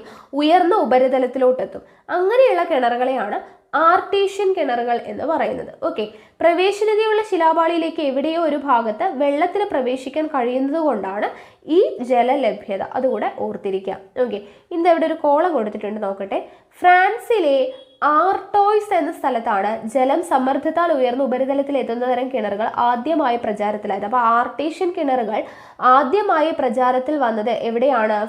ഫ്രാൻസിലെ ആർട്ടോയ്സിലാണ്. അപ്പോൾ അതുകൊണ്ടായിരിക്കും അതിനെ എന്ത് പറയുന്നത്? ആർട്ടീഷ്യൻ കിണറുകൾ എന്ന് പറയുന്നത് അല്ലെ. ഫ്രാൻസിലെ ആർട്ടോയ്സ് എന്ന് പറയുന്ന സ്ഥലത്തിലാണ് ആർട്ടീഷ്യൻ കിണറുകൾ വന്നത്. അതേ തുടർന്ന് ലോകത്തിന്റെ ഇതര ഭാഗങ്ങളിൽ നിർമ്മിക്കുന്ന ഇത്തരം കിണറുകൾ ആർട്ടീഷ്യൻ കിണറുകൾ എന്നറിയപ്പെടാൻ തുടങ്ങി. ഓക്കെ, ഇപ്പോൾ ഫ്രാൻസിലെ ആർട്ടോയ്സിലാണ് ആർട്ടീഷ്യൻ കിണറുകൾ ആദ്യമായിട്ട് കാണപ്പെട്ടത്. അതായത് ജലം സമ്മർദ്ദത്താൽ ഉയർന്ന ഉപരിതലത്തിൽ എത്തുന്ന തരം കിണറുകൾ ആദ്യമായി പ്രചാരത്തിൽ വന്നത് ഫ്രാൻസിലെ ആർട്ടോയ്സിലാണ് എന്നുള്ളത് ഓർത്തിരിക്കുക. ഓക്കെ, ഇനി അടുത്തത് നീരുറവ. അതായത് നമ്മുടെ നാട്ടിൽ മഴക്കാലത്ത് പറമ്പുകളിലും കുന്നിൻ ചെരുവുകളിലുമൊക്കെ ഉറവകൾ രൂപം കൊള്ളുന്നത് കണ്ടിട്ടുണ്ടല്ലോ. ചില സ്ഥലങ്ങളിൽ ഇത് സ്ഥിരമായി ഉണ്ടാകും, മറ്റിടങ്ങളിൽ അവ മഴക്കാലം കഴിയുന്നതോടുകൂടി വറ്റിപ്പോകും. അപ്പോൾ ജലപീഠം ഭൗമോപരിതലത്തെ സ്പർശിക്കുന്ന ഇടങ്ങളിൽ ജലം ഭൂമിക്കുള്ളിൽ നിന്ന് ഉപരിതലത്തിലൂടെ ഒഴുകും. ഇതാണ് നീരുറവ. നീരുറവ നമുക്ക് എന്താണെന്ന് അറിയാം അല്ലെ. ജലപീഠം എന്താണെന്ന് പറഞ്ഞല്ലോ. അപ്പോൾ ജലപീഠം ഭൗമോപരിതലത്തെ സ്പർശിക്കുന്ന ഇടങ്ങളിൽ ജലം എന്ത് ചെയ്യും? ഭൂമിക്കുള്ളിൽ നിന്ന് ഉപരിതലത്തിലൂടെ ഒഴുകും. ഇതിനെയാണ് എന്തെന്ന് പറയുന്നത്? നീരുറവ എന്ന് പറയുന്നത്. ചില സ്ഥലങ്ങളിൽ ഇങ്ങനെ ഒഴുകുന്ന വെള്ളത്തിന് ചൂടുണ്ടായിരിക്കും. ഇതിനെയാണ് ചൂടുനീരുറവ എന്ന് പറയുന്നത്. നേരത്തെ നമ്മൾ പറഞ്ഞു ചൂടുനീരുറവ എന്താണ് എന്നുള്ളത് അല്ലേ. ഓക്കെ, അടുത്തത് ഗീസറുകളാണ്. ഗീസറുകൾ എന്ന് പറഞ്ഞാൽ എന്താണ്? ഭൂമിക്കുള്ളിൽ നിന്ന് നിശ്ചിത ഇടവേളകളിൽ ചൂടുവെള്ളവും നീരാവിയും ശക്തമായി പുറത്തേക്ക് പ്രവഹിക്കുന്ന പ്രതിഭാസമാണ് ഗീസറുകൾ എന്ന് പറയുന്നത്. എന്താണ് ഗീസറുകൾ? ഭൂമിക്കുള്ളിൽ നിന്ന് ഒരു നിശ്ചിത ഇടവേളകളിൽ ചൂടുവെള്ളവും നീരാവിയും ശക്തമായി പുറത്തേക്ക് പ്രവഹിക്കുന്ന പ്രതിഭാസമാണ് ഗീസറുകൾ എന്ന് പറയുന്നത്. അമേരിക്കയിലെ യെല്ലോസ്റ്റോൺ നാഷണൽ പാർക്കിലെ ഓൾഡ് ഫെയ്ത്ത്ഫുൾ ഗീസർ ഇതിനൊരു ഉദാഹരണമാണ്. അപ്പം ഗീസറിന് ഉദാഹരണം ഏതാണ്? അമേരിക്കയിലെ യെല്ലോസ്റ്റോൺ നാഷണൽ പാർക്കിലെ ഓൾഡ് ഫെയ്ത്ത്ഫുൾ ഗീസർ എന്ന് പറയുന്നത് ഗീസറുകൾക്ക് ഒരു ഉദാഹരണമാണ്. ഇനി ഇവിടെ കാസർഗോഡൻ മേഖലയിലെ സുരംഗ കിണറുകൾ എന്ന് പറഞ്ഞു കൊടുത്തിട്ടുണ്ട്, ഹൊറിസോണ്ടൽ വെൽസ്. ഓക്കെ, നോക്കുക. കുടിവെള്ള ശേഖരണത്തിനായി കാസർഗോഡ്, ദക്ഷിണ കന്നഡ ജില്ലകളിൽ ഉപയോഗിക്കുന്ന മാർഗമാണ് സുരംഗ കിണറുകൾ. ഓക്കെ, അതായത് ഹൊറിസോണ്ടൽ, നമ്മൾ സാധാരണ വെർട്ടിക്കലായിട്ടാണ് കാണപ്പെടുന്നത്, ഇത് ഹൊറിസോണ്ടൽ ആയിട്ടുള്ളതാണ്. അപ്പോൾ കുന്നുകളുടെ താഴ്വാരത്തിൽ തിരശ്ചീനമായി ഉള്ളിലേക്ക് തുരന്നാണ് ഇവ നിർമ്മിക്കുന്നത്. കഷ്ടിച്ച് ഒരാൾക്ക് കടക്കാൻ മാത്രം വലുപ്പമുള്ള സുരംഗ അല്ലെങ്കിൽ തുരങ്ക കിണറുകളിലൂടെ വെള്ളം താനെ പുറത്തേക്ക് ഒഴുകിയെത്തും എന്നത് ഇതിൻ്റെ മേന്മയാണ്. അറേബ്യയുമായി ഉണ്ടായിരുന്ന കച്ചവട ബന്ധങ്ങളിലൂടെയാണ് ഈ വിദ്യ ഇവിടെയും എത്തിയതെന്ന് കരുതപ്പെടുന്നു. ഓക്കെ, അപ്പോൾ ജസ്റ്റ് ഒന്ന് കാസർഗോഡിലാണ് ഈ സുരംഗ കിണറുകൾ അല്ലെങ്കിൽ തുരങ്ക കിണറുകൾ ഉള്ളത് എന്നുള്ളത് ഓർത്തിരിക്കുക. ഇനി നമ്മൾ ഗീസറുകളെ കുറിച്ച് പറഞ്ഞു. ഭൂമിക്കുള്ളിലെ വിടവുകളിലൂടെ തണുത്തു അല്ലെങ്കിൽ താണിറങ്ങുന്ന ജലം മാഗ്മയുമായി സമ്പർക്കത്തിലാവുന്നത് കൊണ്ടാണ് ചൂടുനീരുറവകളും ഗീസറുകളും രൂപപ്പെടുന്നത്. അപ്പം ചൂടുനീരുറവ എന്താണെന്ന് നമ്മൾ പറഞ്ഞു, ഗീസറുകൾ എന്താണെന്ന് പറഞ്ഞു. അപ്പം അത് രൂപം കൊള്ളുന്നതിനുള്ള കാരണം എന്താണ്? ഭൂമിക്കുള്ളിലെ വിടവുകളിലൂടെ താണിറങ്ങുന്ന ജലം എന്തുമായിട്ട്? മാഗ്മയുമായിട്ട് സമ്പർക്കത്തിലാവുന്നത് കൊണ്ടാണ് ചൂടുനീരുറവകളും ഗീസറുകളും രൂപം കൊള്ളുന്നത്. ഓക്കെ, ഇനി അടുത്തത് തണ്ണീർത്തടങ്ങൾ. ഇതാണ് നമുക്ക് പഠിക്കാനായിട്ടുള്ള ഭാഗം എന്ന് പറയുന്നത്, തണ്ണീർത്തടങ്ങൾ. ഓക്കെ, അപ്പം തണ്ണീർത്തടങ്ങൾ വളരെയധികം ഇമ്പോർട്ടൻ്റ് ആണ്. +2 മെയിൻസിനും ഡിഗ്രി ലെവൽ മെയിൻസിനും എല്ലാം ഇമ്പോർട്ടൻ്റ് ആണ്. നോക്കുക, ഉപരിതല ജലം സംഭരിക്കപ്പെടുന്ന സ്വാഭാവിക ഇടങ്ങളാണ് തണ്ണീർത്തടങ്ങൾ. ഓക്കെ, ഉപരിതല ജലം സംഭരിക്കപ്പെടുന്ന സ്വാഭാവിക ഇടങ്ങളാണ് എന്തെന്ന് പറയുന്നത്? തണ്ണീർത്തടങ്ങൾ. അതായത് വയലുകൾ, കുളങ്ങൾ, ചതുപ്പു നിലങ്ങൾ തുടങ്ങി എല്ലാ താഴ്ന്ന പ്രദേശങ്ങളും തണ്ണീർത്തടങ്ങൾ എന്ന വിഭാഗത്തിലാണ് പെടുന്നത്. ഓക്കെ, അപ്പോൾ ഉപരിതലത്തിലുള്ള ജലം അതുപോലെ തന്നെ സംഭരിക്കപ്പെടുന്നതിനെയാണ് തണ്ണീർത്തടങ്ങൾ എന്ന് പറയുന്നത്. നമ്മളറിയാം, വയലുകളിലൊക്കെ പോയി നോക്കിയാൽ കുളങ്ങളിൽ, ചതുപ്പു നിലങ്ങൾ, ഇവിടെ എല്ലാം വെള്ളം ഇങ്ങനെ ഉപരിതലത്തിൽ സംഭരിക്കപ്പെട്ടിട്ടുള്ളത് കാണാൻ പറ്റും. അപ്പോൾ ഇതെല്ലാം എന്താണ്? തണ്ണീർത്തടങ്ങൾക്ക് ഉദാഹരണമാണ്. ഇവിടങ്ങളിൽ ശേഖരിക്കപ്പെടുന്ന ജലമാണ് ഭൂഗർഭജലത്തിന്റെ ഭാഗമാകുന്നത്. പ്രകൃതിയിലെ സ്വാഭാവിക ജലസംഭരണികളായിട്ടുള്ള തണ്ണീർത്തടങ്ങൾ നികത്തുന്നത് താഴെ സൂചിപ്പിക്കുന്ന തരത്തിൽ നിരവധി പാരിസ്ഥിതിക പ്രശ്നങ്ങൾക്ക് വഴിതെളിക്കും. അപ്പോൾ തണ്ണീർത്തടങ്ങൾ ഇല്ലാതാക്കുന്നത് അല്ലെങ്കിൽ നികത്തുന്നത് എന്തൊക്കെ പ്രശ്നങ്ങളാണ് ഉണ്ടാക്കുന്നത്? കിണറുകളിലെ ജലനിരപ്പ് താഴുന്നു. ഓക്കെ, തണ്ണീർത്തടങ്ങൾ നികത്തുന്നതോടുകൂടി കിണറുകളിലെ ജലനിരപ്പ് താഴുന്നു. ചെറിയ മഴയിൽ പോലും നദികളിൽ വെള്ളപ്പൊക്കം ഉണ്ടാവുന്നു. ഓക്കെ, ചെറിയ മഴയിൽ പോലും എന്തുണ്ടാവുന്നു? നദികളിൽ വെള്ളപ്പൊക്കം ഉണ്ടാവുന്നു. ഓക്കെ, ഇനി ഇവിടെ നോക്കുക, ഫെബ്രുവരി 2 ലോക തണ്ണീർത്തട ദിനം. എപ്പോഴും ചോദിക്കുന്നതാണ്, ലോക തണ്ണീർത്തട ദിനം എന്നാണ്? ഫെബ്രുവരി 2 ആണ്. അതൊന്ന് ഓർത്തിരിക്കുക. ഇനി മനുഷ്യനും സസ്യങ്ങൾ ഉൾപ്പെടെയുള്ള മറ്റു ജീവജാലങ്ങൾക്കും നിലനിൽപ്പിന് ശുദ്ധജലം കൂടിയേ തീരൂ. ജലത്തിന്റെ ഉപയോഗങ്ങൾ പട്ടികപ്പെടുത്തും. നമുക്ക് അറിയുന്നതാണ് അല്ലേ ജലത്തിന്റെ എന്താണ് ഉപയോഗം എന്ന് പറയുന്നത്. ഇനി ജലവിഭവം നേരിടുന്ന ഭീഷണികൾ നോക്കാം. തുള്ളി കുടിപ്പാനില്ലത്രേ. നോക്കാം കേട്ടോ. ഭൂമിയിൽ ശുദ്ധജലം തീരെ കുറവാണെന്ന് നമ്മൾ പഠിച്ചിട്ടുണ്ട് അല്ലേ. ലവണജലമാണ് ഏറ്റവും കൂടുതൽ ഉള്ളതെന്ന് നമ്മളിപ്പോൾ പറഞ്ഞു. ലഭ്യമായ ശുദ്ധജല സ്രോതസ്സുകൾ പോലും പലയിടത്തും ഇന്ന് വറ്റി വരണ്ടു തുടങ്ങിയിരിക്കുന്നു. ഭൂമിയിലെ ആകെ ജലത്തിന്റെ അളവ് സ്ഥിരമാണ് അല്ലെ. ഭൂമിയിൽ ടോട്ടൽ എത്ര ജലമുണ്ട് എന്നുള്ളത് സ്ഥിരമാണ്. അതുകൊണ്ട് തന്നെ ജനസംഖ്യ വർദ്ധിക്കുമ്പോൾ ആളോഹരി ജലലഭ്യത കുറയുന്നു അല്ലെ. ജലത്തിന്റെ അളവ് സ്ഥിരമാണ്, അതുകൊണ്ട് തന്നെ ജനസംഖ്യ വർദ്ധിക്കുമ്പോൾ എന്ത് ചെയ്യും? ആളോഹരി ജലലഭ്യത കുറയുന്നു. ജലത്തിന്റെ ഉപഭോഗം വർദ്ധിച്ചതും ജലലഭ്യതയെ ബാധിക്കുന്നുണ്ട്. ഇനി വെള്ളത്തിനും ATM നോക്കുക. കർണാടകത്തിലെ കനകപുരിയിലാണ് വെള്ളത്തിനും ATM ഏർപ്പെടുത്തിയത്.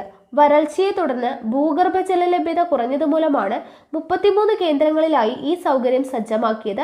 രാജസ്ഥാനിലും ഡൽഹി, മുംബൈ എന്നീ നഗരങ്ങളിലും ഇത്തരം സംവിധാനം ഏർപ്പെടുത്തിയിട്ടുണ്ട്. അപ്പോൾ ആദ്യമായിട്ട് കർണാടകത്തിലെ കനകപുരിയിലാണ് വെള്ളത്തിന് ATM രൂപപ്പെടുത്തിയത് എന്നുള്ളത് ഓർത്തിരിക്കുക കേട്ടോ. അടുത്തത് ജലമലിനീകരണം. ഇത് നമുക്ക് ഡിഗ്രി ലെവൽ മെയിൻസിന് ഇമ്പോർട്ടൻ്റ് ആയിട്ടുള്ളൊരു ഭാഗമാണ്. +2 മെയിൻസുകാർക്കും എല്ലാം തന്നെ ജലമലിനീകരണം, വാട്ടർ പൊല്യൂഷൻ എന്ന് പറയുന്നത്. ഓക്കെ, അപ്പോൾ ഇവിടെ ആദ്യം തന്നെ ഒരു കോളം കൊടുത്തിട്ടുണ്ട്. ഐക്യരാഷ്ട്ര സംഘടനയുടെ കണക്കുകൾ പ്രകാരം പ്രതിദിനം 20 ലക്ഷം ടൺ മാലിന്യങ്ങളാണ് ലോകമൊട്ടാകെ ജലത്തിലേക്ക് തള്ളപ്പെടുന്നത്. എത്രയാണ്? പ്രതിദിനം. ഓക്കെ, 20 ലക്ഷം ടൺ മാലിന്യങ്ങളാണ് ലോകമൊട്ടാകെ ജലത്തിലേക്ക് തള്ളപ്പെടുന്നത്. അപ്പോൾ ഏതൊക്കെ സാഹചര്യങ്ങളിലാണ് ജലമലിനീകരണത്തിന് കാരണമാകുന്നത്? നമുക്കറിയാം, മാലിന്യങ്ങൾ അല്ലെ വ്യവസായശാലകളിൽ നിന്നും വ്യവസായശാലകളിൽ നിന്നും മാത്രമല്ല മറ്റു പലയിടങ്ങളിൽ നിന്നും, ഗാർഹിക മാലിന്യങ്ങളും ഫാക്ടറികളിൽ നിന്നുള്ളതും അങ്ങനെ പലതരത്തിലുള്ള മാലിന്യങ്ങൾ എവിടെ എത്തുന്നുണ്ട്? നദികളിൽ എത്തുന്നുണ്ട് അല്ലേ. ഇനി ജലത്തിന്റെ ഭൗതിക ഗുണങ്ങളിലും രാസഗുണങ്ങളിലും ജൈവപരമായ സവിശേഷതകളിലും വരുന്ന ഹാനികരമായ മാറ്റമാണ് ജലമലിനീകരണം. അപ്പോൾ ജലമലിനീകരണം എന്താണ്? ജലത്തിന്റെ ഭൗതിക ഗുണങ്ങളിലും രാസഗുണങ്ങളിലും ജൈവപരമായ സവിശേഷതകളിലും വരുന്ന ഹാനികരമായ മാറ്റമാണ് ജലമലിനീകരണം. ആധുനിക ലോകം നേരിടുന്ന ഗൗരവമേറിയ പ്രശ്നമാണ് ജലമലിനീകരണം. ഇതൊക്കെ നമുക്ക് അറിയുന്നതാണ്. മിക്ക രാജ്യങ്ങളിലും ഇത് ദേശീയ പ്രാധാന്യമുള്ള വിഷയമായി മാറിക്കഴിഞ്ഞു. ജലമലിനീകരണം നിയന്ത്രിക്കുന്നതിന് നമ്മുടെ രാജ്യത്ത് നിയമം നിലവിലുണ്ട്. ജലമലിനീകരണ നിരോധന നിയന്ത്രണ നിയമം എന്നാണ് ഇത് അറിയപ്പെടുന്നത്. അപ്പം ജലമലിനീകരണം നിയന്ത്രിക്കുന്നതിന് നമ്മുടെ രാജ്യത്ത് നിലവിലുള്ള നിയമം ഏതാണ്? ജലമലിനീകരണ നിരോധന നിയന്ത്രണ നിയമം എന്നാണ് അറിയപ്പെടുന്നത്. ഓക്കെ, അടുത്തത് ജലമലിനീകരണത്തിന്റെ ദൂഷ്യഫലങ്ങൾ എന്തൊക്കെയാണെന്നുള്ളത് കൊടുത്തിട്ടുണ്ട്. ജലമലിനീകരണം തടയുക എന്നത് ഇന്ന് ലോകം നേരിടുന്ന വലിയ വെല്ലുവിളിയാണ്. ജലമലിനീകരണം ശുദ്ധജല ലഭ്യതയെ പ്രതികൂലമായി ബാധിക്കുന്നതോടൊപ്പം മണ്ണ്, വായു എന്നിവയുടെ മലിനീകരണത്തിലേക്കും നയിക്കുന്നു. ഇത് ജീവജാലങ്ങളുടെ നിലനിൽപ്പ് അപകടത്തിലാക്കുന്നു. ഓക്കെ, ഇത് നമുക്ക് അറിയുന്ന കാര്യമാണ് അല്ലേ. ജലമലിനീകരണത്തിന്റെ ദൂഷ്യഫലങ്ങൾ എന്തൊക്കെയാണ്? ജലമലിനീകരണം എന്ന് പറയുന്നത് വലിയൊരു വെല്ലുവിളി തന്നെയാണ്. ഇത് ജലമലിനീകരണം കൂടിക്കഴിഞ്ഞു കഴിഞ്ഞാൽ നമുക്ക് എന്താണ്? ശുദ്ധജലം ലഭിക്കുന്നത് അല്ലെ, ശുദ്ധജല ലഭ്യതയെ പ്രതികൂലമായി ബാധിക്കുന്നു. കൂടാതെ മണ്ണ്, വായു എന്നിവയുടെ മലിനീകരണത്തിന് നയിക്കുന്നു. അത് ജീവജാലങ്ങളുടെ നിലനിൽപ്പിന് തന്നെ അപകടകരമാകുന്നു. ഓക്കെ, ഇനി ഇവിടെ നോക്കുക. സ്കൂളിലെ കുടിവെള്ളം ശുദ്ധജലമാണോ എന്ന് പരിശോധിക്കേണ്ടത് വളരെ അത്യാവശ്യമാണ്. കൃത്യമായ ഇടവേളകളിൽ വൃത്തിയാക്കുന്നതും അത് ശരിയായി അടച്ചു സൂക്ഷിക്കുന്നതുമായിട്ടുള്ള ടാങ്കുകൾ കുടിവെള്ളം സംഭരിക്കാൻ യോഗ്യമല്ല. വെള്ളം പമ്പ് ചെയ്യുന്ന ജലസ്രോതസ്സിന്റെ ശുദ്ധിയും ഉറപ്പുവരുത്തണം. ജസ്റ്റ് വായിച്ചാൽ മതി. അടുത്തത് ജലസംരക്ഷണം നോക്കുക. ഇവിടെ മുകളിൽ കുറേ പത്രത്തിന്റെ കട്ടിങ്സ് കൊടുത്തിട്ടുണ്ട് അല്ലെ. ഇവർ വാൽക്കിണ്ടിയുടെ കൂട്ടുകാർ, വേനൽ വറ്റു, മഴക്കുഴികൾ ജയിച്ചു, വെള്ളത്തിനായി ദ്വീപ് ചെയ്യുന്നത് കണ്ടല്ലോ. അപ്പോൾ ജലം സംരക്ഷിക്കപ്പെടേണ്ടതാണ് എന്നുള്ള മഹത്തായ സന്ദേശമാണ് ഈ ഹെഡിങ്സ് ഒക്കെ കൊടുക്കുന്നത് അല്ലെ. അപ്പോൾ പ്രകൃതി നമുക്ക് ആവശ്യത്തിന് ശുദ്ധജലം ലഭ്യമാക്കുന്നുണ്ട് അല്ലെ. പ്രകൃതി നമുക്ക് വേണ്ട ശുദ്ധജലം ലഭ്യമാക്കുന്നുണ്ട്. മഴയിലൂടെ ലഭിക്കുന്ന ഈ ശുദ്ധജലം ഫലപ്രദമായി വിനിയോഗിക്കാൻ സാധിച്ചാൽ നമുക്ക് ശുദ്ധജലക്ഷാമവും വരൾച്ചയും പരിഹരിക്കാം. ഒരു പരിധിവരെ വെള്ളപ്പൊക്കവും പരിഹരിക്കാൻ പറ്റും. മണ്ണാണ് ഏറ്റവും വലിയ ജലസംഭരണി. ഓരോ തുള്ളി മഴവെള്ളവും വീഴുന്ന സ്ഥലത്തു തന്നെ താഴാൻ അനുവദിക്കുകയാണ് ജലസംരക്ഷണത്തിലെ അടിസ്ഥാന തത്വം എന്ന് പറയുന്നത്. ഓക്കെ, അപ്പം ജലം സംരക്ഷിക്കേണ്ടത് എന്താണ്, അല്ലെങ്കിൽ സംഭരിക്കേണ്ടത് മണ്ണിൽ തന്നെയാണ് എന്നുള്ളതാണ് പറയുന്നത്. ഇനി മഴവെള്ളം ശേഖരിക്കാം. വർഷം തോറും 300 സെന്റിമീറ്ററിലധികം വർഷം തോറും 300 സെന്റിമീറ്ററിലധികം മഴ കിട്ടുന്ന കേരളത്തിൽ വേനൽക്കാലത്തെ ശുദ്ധജലക്ഷാമം രൂക്ഷമാണ്. വർഷം തോറും 300 സെന്റിമീറ്ററിലധികം മഴ ലഭിക്കുന്ന സംസ്ഥാനമാണ് കേരളം. എങ്കിലും അവിടെ ശുദ്ധജലക്ഷാമം രൂക്ഷമാണ്. എന്തുകൊണ്ടാണ് എന്നുള്ളത് നമുക്കറിയാം. കാരണം കേരളത്തിൻ്റെ ഭൂപ്രകൃതിയെക്കുറിച്ചൊക്കെ നമ്മൾ പഠിച്ചിട്ടുണ്ടായിരുന്നു. കിഴക്കുനിന്ന് പടിഞ്ഞാറേക്ക് ചെരിഞ്ഞാണ് കേരളത്തിൻ്റെ കിടപ്പ്. ലഭിക്കുന്ന മഴയുടെ 70% ഇതുമൂലം വളരെ വേഗം കടലിലേക്ക് ഒഴുകിപ്പോകുന്നു. ഓക്കെ, അപ്പോൾ കിഴക്കു നിന്ന് പടിഞ്ഞാറ് ഭാഗത്തേക്ക് ചെരിഞ്ഞു കിടക്കുന്ന കേരളത്തിൽ 70% മഴ ലഭിക്കുന്നുണ്ടെങ്കിൽ അത് വളരെ വേഗം എങ്ങോട്ടെത്തുന്നു? കടലിലോട്ട് ഒഴുകിപ്പോകുന്നു. ഈ മഴവെള്ളത്തെ മണ്ണിൽ താഴ്ത്താൻ പ്രകൃതി ഒരുക്കിയ സംവിധാനങ്ങളായിരുന്നു വനങ്ങൾ, കുളങ്ങൾ, തണ്ണീർത്തടങ്ങൾ, കാവുകൾ എന്നിവ. എന്നാൽ മനുഷ്യന്റെ അശാസ്ത്രീയമായിട്ടുള്ള ഇടപെടൽ മൂലം ഈ സ്വാഭാവിക സംവിധാനങ്ങൾ ഇല്ലാതാകുന്നു അല്ലെ. അപ്പോൾ ഈ മഴയിലൂടെ കിട്ടുന്ന ജലം നമുക്ക് സംഭരിച്ചു വെക്കാനുള്ള പ്രകൃതി ഒരുക്കിയ സംവിധാനങ്ങളാണ് വനങ്ങൾ, കുളങ്ങൾ, തണ്ണീർത്തടങ്ങൾ, കാവുകൾ എന്നിവ. പക്ഷേ നമ്മുടെ മനുഷ്യരുടെ ഇടപെടൽ മൂലം തന്നെ ഈ സ്വാഭാവിക സംവിധാനങ്ങൾ ഇല്ലാതാകുന്നു. അതുകൊണ്ട് തന്നെ മഴവെള്ള സംഭരണത്തിനുള്ള സാഹചര്യം ഒരുക്കാൻ നാം ബോധപൂർവമായ ശ്രമങ്ങൾ നടത്തണം. അപ്പോൾ മഴവെള്ളം സംഭരിക്കുകയാണ് ശുദ്ധജലക്ഷാമം പരിഹരിക്കുവാനുള്ള ഏറ്റവും നല്ല മാർഗം. അത് നമുക്കറിയാം. അപ്പോൾ എങ്ങനെയാണ് മഴവെള്ള സംഭരണം? പല രീതികളിലുണ്ട്. ഒന്ന്, മേൽക്കൂര മഴവെള്ള സംഭരണം. 2, ഉപരിതല നീരൊഴുക്കിൻ്റെ സംഭരണം. അപ്പോൾ എന്താണ് ഇത് രണ്ടും എന്നുള്ളത് നോക്കാം. മേൽക്കൂര മഴവെള്ള സംഭരണം എന്ന് പറയുമ്പോൾ കെട്ടിടങ്ങളുടെ മേൽക്കൂരയിൽ പതിക്കുന്ന മഴവെള്ളം സംഭരണികളിൽ ശേഖരിക്കുകയോ ഭൂമിയിലേക്ക് ഇറക്കിവിട്ട് ഭൂഗർഭജല വിതാനം ഉയർത്തുകയോ ചെയ്യാം. ഓക്കെ, കെട്ടിടങ്ങളുടെ മേൽക്കൂരയിൽ പതിക്കുന്ന മഴവെള്ളത്തെ എന്ത് ചെയ്യുക? സംഭരിക്കുക, അല്ലെങ്കിൽ ഭൂമിയിലോട്ട് ഇറക്കിവിട്ട് ഭൂഗർഭജല വിതാനം ഉയർത്തുകയോ ചെയ്യുന്നതാണ് എന്ത്? മേൽക്കൂര മഴവെള്ള സംഭരണം. ഇനി ഉപരിതല നീരൊഴുക്കിന്റെ സംഭരണം എന്ന് പറയുന്നത് എന്താണ്? മഴവെള്ളം ഭൂമിയുടെ ഉപരിതലത്തിലൂടെ ഒഴുകിപ്പോകാതെ മണ്ണിനടിയിലേക്ക് താഴ്ത്താനും ശേഖരിക്കുവാനും താഴെ പറയുന്ന പ്രവർത്തനങ്ങൾ സഹായിക്കും. ഓക്കെ, മഴവെള്ളം ഭൂമിയുടെ ഉപരിതലത്തിലൂടെ ഒഴുകിപ്പോകാതെ എന്ത് ചെയ്യുന്നു? മണ്ണിനടിയിലോട്ട് താഴാനും ശേഖരിക്കാനും വേണ്ടി നമ്മൾ ചെയ്യുന്നത് എന്തൊക്കെയാണ്? ഒന്ന്, തണ്ണീർത്തടങ്ങൾ സംരക്ഷിക്കുക, വനങ്ങൾ നിലനിർത്തുക, മരങ്ങൾ നട്ടു വളർത്തുക, ബഹുനില കൃഷി ചെയ്യുക, തട്ടുകൃഷി, പുതയിടൽ, തടയണകൾ നിർമ്മിക്കുക, കയ്യാലകൾ നിർമ്മിക്കുക, മഴക്കുഴികൾ നിർമ്മിക്കുക. ഇങ്ങനെയെല്ലാം ചെയ്തു കഴിഞ്ഞാൽ എന്ത് സംഭവിക്കും? നമുക്ക് മഴവെള്ളം ഉപരിതലത്തിലൂടെ ഒഴുകിപ്പോകാതെ മണ്ണിനടിയിലേക്ക് താഴ്ത്താനും ശേഖരിക്കാനും പറ്റും. ഏതൊക്കെയാണ് വഴികൾ? തണ്ണീർത്തടങ്ങൾ സംരക്ഷിക്കുക, വനങ്ങൾ നിലനിർത്തുക, മരങ്ങൾ നട്ടു വളർത്തുക, ബഹുനില കൃഷി, തട്ടുകൃഷി, പുതയിടൽ, തടയണകൾ നിർമ്മിക്കുക, കയ്യാലകൾ നിർമ്മിക്കുക, മഴക്കുഴികൾ നിർമ്മിക്കുക. ഓക്കെ, ഇനി അടുത്തത് വെള്ളത്തിന്റെ പുനഃചംക്രമണം നോക്കുക. അടുക്കളയിലെ ഉപയോഗത്തിന് ശേഷം പുറത്തേക്ക് ഒഴുകുന്ന വെള്ളം അടുക്കളത്തോട്ടത്തിലെ വിളകൾ നനയ്ക്കാൻ ഉപയോഗിക്കാം. ഇത്തരം പ്രവർത്തനങ്ങളുടെ മെച്ചങ്ങൾ എന്തൊക്കെയാണ്? നമ്മുടെ അടുക്കളയിലെ ഉപയോഗത്തിന് ശേഷം പുറത്തോട്ട് ഒഴുകുന്ന വെള്ളം അടുക്കളത്തോട്ടത്തിലെ വിളകൾ നനയ്ക്കാനായിട്ട് ഉപയോഗിച്ച് കഴിഞ്ഞാൽ എന്ത് പറ്റും? നമുക്ക് കുടിവെള്ളം മറ്റാവശ്യങ്ങൾക്ക്, അല്ലേ, പിന്നീട് ചെടി നനയ്ക്കാനായിട്ട് കുടിവെള്ളം എടുക്കേണ്ട ആവശ്യമില്ല. നമുക്ക് സസ്യങ്ങളൊക്കെ നല്ല രീതിയിൽ വളരാനായിട്ട് പ്രയോജനപ്പെടും, അല്ലേ? അപ്പോൾ അതൊക്കെ നമുക്ക് അറിയുന്നതാണ്. ഇനി അടുത്തത് നോക്കാം. ഇവിടെ ഭൂമിയിലെ ജലം എന്ന് പറഞ്ഞിട്ട് കൊടുത്തിട്ടുണ്ട്. ജലം അമൂല്യമാണ്, സംരക്ഷിക്കൂ നമ്മുടെ നാളുകൾ ജലസമൃദ്ധമാകട്ടെ. അപ്പം ജലത്തെക്കുറിച്ച്, ഭൂമിയിലെ ജലത്തെക്കുറിച്ചാണ് നമ്മൾ പഠിച്ചത്. ജലസ്രോതസ്സുകൾ പഠിച്ചു, ജലവിഭവം നേരിടുന്ന ഭീഷണികൾ പഠിച്ചു, ജലസംരക്ഷണ മാർഗങ്ങൾ പഠിച്ചു, അല്ലെ? ഉപരിതല ജലസ്രോതസ്സുകൾ, ഭൂഗർഭ ജലസ്രോതസ്സുകൾ എന്താണ്?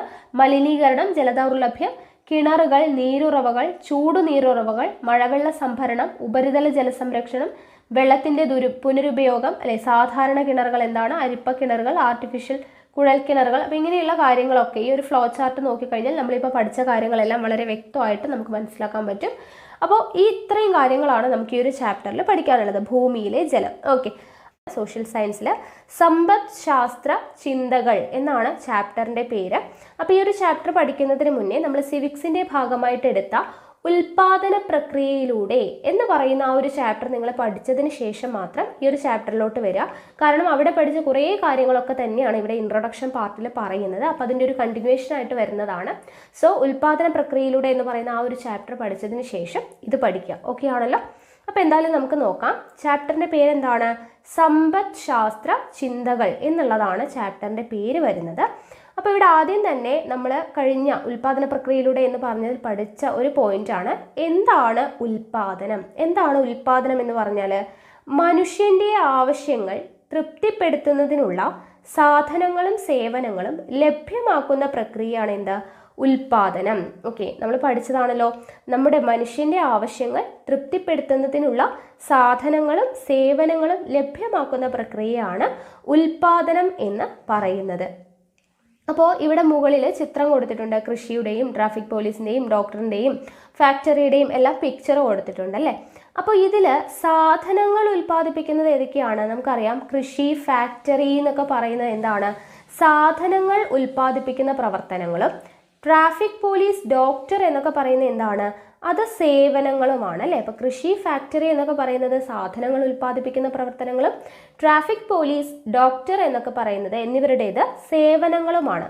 ഇവയെല്ലാം തന്നെ എന്ത് വരും? ഉൽപാദനത്തിൻ്റെ ഭാഗമായിട്ടാണ് നമ്മൾ കണക്കാക്കുന്നത്. ഓക്കെ, സാധനങ്ങളും സേവനങ്ങളും എന്തിൻ്റെ ഭാഗമാണ്? ഉൽപാദനത്തിൻ്റെ ഭാഗമായിട്ടാണ് കണക്കാക്കുന്നത്. ഓക്കെ, ഇനി നോക്കുക.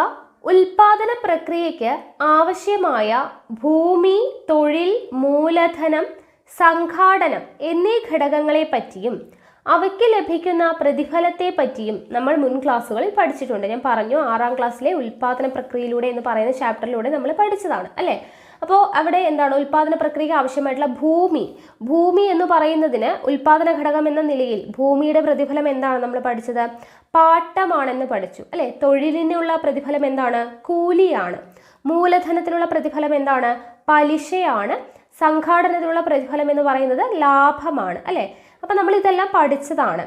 അപ്പോൾ ഉൽപാദന ഘടകങ്ങൾക്ക് അവയുടെ പങ്കിനനുസരിച്ചാണ് പ്രതിഫലം വിതരണം ചെയ്യപ്പെടുന്നത്. അത് ഓർത്തിരിക്കുക. ഉൽപാദന ഘടകങ്ങൾക്ക് എന്താണ്, അവർക്കൊരു പ്രതിഫലമുണ്ട് അല്ലേ.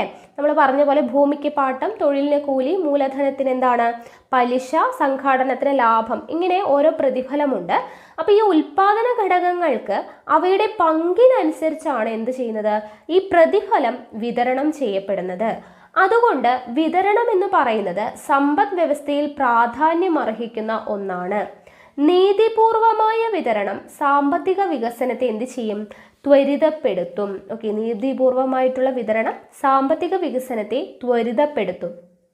ഇനി മനുഷ്യൻ തൻ്റെ ആവശ്യങ്ങൾ പൂർത്തീകരിക്കുന്നത് സാധനങ്ങളുടെയും സേവനങ്ങളുടെയും ഉപഭോഗത്തിലൂടെയാണ്. നമ്മൾ പഠിച്ചതാണ് അല്ലേ. സാധനങ്ങളുടെയും സേവനങ്ങളുടെയും ഉപഭോഗത്തിലൂടെയാണ് മനുഷ്യൻ എന്ത് ചെയ്യുന്നത്, തൻ്റെ ആവശ്യങ്ങൾ പൂർത്തീകരിക്കുന്നത്. ഉൽപാദന പ്രക്രിയയിൽ പങ്കെടുക്കുന്നത് മൂലം ലഭിക്കുന്ന പ്രതിഫലമാണ് ഉപഭോഗത്തിന് വേണ്ടി ചെലവഴിക്കുന്നത്. ഓക്കെ, ഉൽപാദന പ്രക്രിയയിൽ പങ്കെടുക്കുന്നത് മൂലം ലഭിക്കുന്ന പ്രതിഫലമാണ് എന്തായിട്ട് ഉപയോഗിക്കുന്നത്, ഉപഭോഗത്തിന് വേണ്ടി ചെലവഴിക്കുന്നത്. അതിനാൽ ഉൽപാദനം, വിതരണം, ഉൽപ്പന്നങ്ങളുടെയും സേവനങ്ങളുടെയും ഉപഭോഗം എന്നിവ പരസ്പരം ബന്ധപ്പെട്ടിരിക്കുന്നു. ഓക്കെ, വിവിധ സാമ്പത്തിക പ്രവർത്തനങ്ങളും ഉൽപാദനം, വിതരണം, ഉപഭോഗം എന്നിവയും പഠന വിധേയമാക്കുന്ന ശാസ്ത്ര ശാഖയാണ് എന്ത്, സാമ്പത്തിക ശാസ്ത്രം. ഓക്കെ, അപ്പോൾ എന്താണ് സാമ്പത്തിക ശാസ്ത്രം? വിവിധ സാമ്പത്തിക പ്രവർത്തനങ്ങളും ഉൽപാദനം, വിതരണം, ഉപഭോഗം എന്നിവയും പഠന വിധേയമാക്കുന്ന ശാസ്ത്രശാഖയാണ് സാമ്പത്തിക ശാസ്ത്രം എന്ന് പറയുന്നത്. രാജ്യത്തെ സാമ്പത്തിക തീരുമാനങ്ങൾ രൂപപ്പെടുത്തുന്നതിൽ സമ്പദ്ഘടനയിലെ അടിസ്ഥാന പ്രശ്നങ്ങൾ വിശകലനം ചെയ്യുന്നത് സഹായകരമാണ്. ഈ അടിസ്ഥാന പ്രശ്നങ്ങൾ എന്തെല്ലാമാണ് എന്നുള്ളതാണ് നമ്മൾ ഇനി നോക്കാനായിട്ട് പോകുന്നത്. ഓക്കെ, അപ്പോൾ സമ്പദ്ഘടനയിലെ അടിസ്ഥാന പ്രശ്നങ്ങൾ നോക്കുക. സമൂഹം ഏതൊരു സാമ്പത്തിക പ്രവർത്തനം നടത്തുമ്പോഴും സ്വാഭാവികമായി ഉയരേണ്ട 3 പ്രധാനപ്പെട്ട ചോദ്യങ്ങളുണ്ട്. എന്തൊക്കെയാണ്? എന്താണ് ഉൽപ്പാദിപ്പിക്കപ്പെടേണ്ടത്, എത്ര അളവിൽ? ഓക്കെ, എന്താണ് ഉൽപ്പാദിപ്പിക്കപ്പെടേണ്ടത്, എത്ര അളവിൽ, എങ്ങനെ ഉൽപ്പാദിപ്പിക്കാം, ആർക്കു വേണ്ടി ഉൽപ്പാദിപ്പിക്കാം? ഓക്കെ, എന്താണ് ഉൽപ്പാദിപ്പിക്കപ്പെടേണ്ടത്, എത്ര അളവിൽ, എങ്ങനെ ഉൽപ്പാദിപ്പിക്കാം, ആർക്കു വേണ്ടി? ഈ ചോദ്യങ്ങൾക്കുള്ള ഉത്തരമാണ് എന്ത്, സാമ്പത്തിക പ്രവർത്തനത്തിൻ്റെ പ്രസക്തി നിശ്ചയിക്കുന്നത്. ഓക്കെ, ഇനി നോക്കുക, എന്താണ് ഉൽപ്പാദിപ്പിക്കേണ്ടത്, എത്ര അളവിൽ എന്ന് പറയുന്നത് എന്താണ്? വിഭവങ്ങൾ പരിമിതമായതിനാൽ ലഭ്യമായ വിഭവങ്ങൾ ഉപയോഗിച്ച് സമൂഹത്തിന് ഗുണകരമായ രീതിയിൽ എന്തുൽപ്പാദിപ്പിക്കണം എന്നത് ഏറ്റവും പ്രധാനമാണ് അല്ലേ. നമുക്ക് വിഭവങ്ങൾ എന്ന് പറയുന്നത് പരിമിതമാണ്. അതുകൊണ്ട് തന്നെ ലഭ്യമായ വിഭവങ്ങൾ ഉപയോഗിച്ച് സമൂഹത്തിന് ഗുണകരമായ രീതിയിൽ എന്തുൽപ്പാദിപ്പിക്കുന്നു എന്നുള്ളതാണ് പ്രധാനം. അതുപോലെ തന്നെ എന്താണ്, എന്ത് ഉൽപ്പാദിപ്പിക്കണം എന്ന് തീരുമാനിച്ചാൽ അത് എത്രമാത്രം അളവിൽ വേണം എന്നതും എന്താണ്, പ്രസക്തമാണ് അല്ലേ. എന്ത് സാധനമാണെങ്കിലും എന്ത് ഉൽപ്പാദിപ്പിക്കണം എന്ന് മാത്രമല്ല, അത് എത്ര അളവിലാണ് ഉൽപ്പാദിപ്പിക്കേണ്ടത് എന്നതും പ്രസക്തമാണ്. ഇതുപോലെ പുതിയ വ്യാവസായിക ഉൽപ്പന്നങ്ങൾ നിർമ്മിക്കാൻ തീരുമാനിച്ചാൽ ഏതെല്ലാം വ്യവസായങ്ങളാണ് തുടങ്ങേണ്ടത്, എത്ര യൂണിറ്റുകൾ ആരംഭിക്കണം എന്നതും ആസൂത്രണം ചെയ്യേണ്ടതാണ് എന്നുള്ളതാണ് പറയുന്നത്. ഓക്കെ, അപ്പോൾ വിഭവങ്ങൾ എന്താണ് ഉൽപ്പാദിപ്പിക്കേണ്ടത്, എത്ര അളവിൽ എന്ന് പറഞ്ഞാൽ എന്താണ് അതിൻ്റെ അർത്ഥം? വിഭവങ്ങൾ പരിമിതമാണ്. അതുകൊണ്ട് ലഭ്യമായ വിഭവങ്ങൾ ഉപയോഗിച്ച് സമൂഹത്തിന് ഗുണകരമായ രീതിയിൽ എന്ത് ഉൽപ്പാദിപ്പിക്കണം എന്ന് പറയുന്നത് പ്രധാനമാണ്. അതുപോലെ തന്നെ എന്ത് ഉൽപ്പാദിപ്പിക്കണം എന്ന് തീരുമാനിച്ചാൽ അത് എത്രത്തോളം അളവിൽ വേണം എന്നുള്ളതും പ്രസക്തമാണ്. അതാണ് ഇവിടെ പറയുന്നത്. ഇനി ഭക്ഷണം, പാർപ്പിടം, വസ്ത്രം, ആശുപത്രികൾ, സ്കൂളുകൾ എന്നിവ ഉണ്ടാകേണ്ടത് സമൂഹത്തിന്റെ ആവശ്യത്തിനനുസരിച്ചാണ്. സമൂഹത്തിന്റെ ആവശ്യവും ഉൽപ്പന്നത്തിന്റെ അളവും തമ്മിൽ ഒരു സന്തുലിതാവസ്ഥ പാലിക്കേണ്ടതാണ്. ഓക്കെ, ഭക്ഷണം, പാർപ്പിടം, വസ്ത്രം, ആശുപത്രികൾ, സ്കൂളുകൾ എല്ലാം എന്താണ്, സമൂഹത്തിന്റെ ആവശ്യത്തിനനുസരിച്ചിട്ടാണ് ഉൽപ്പാദിപ്പിക്കുക. സമൂഹത്തിന്റെ ആവശ്യവും ഉൽപ്പന്നത്തിന്റെ അളവും തമ്മിൽ ഒരു സന്തുലിതാവസ്ഥ പാലിക്കേണ്ടതാണ്.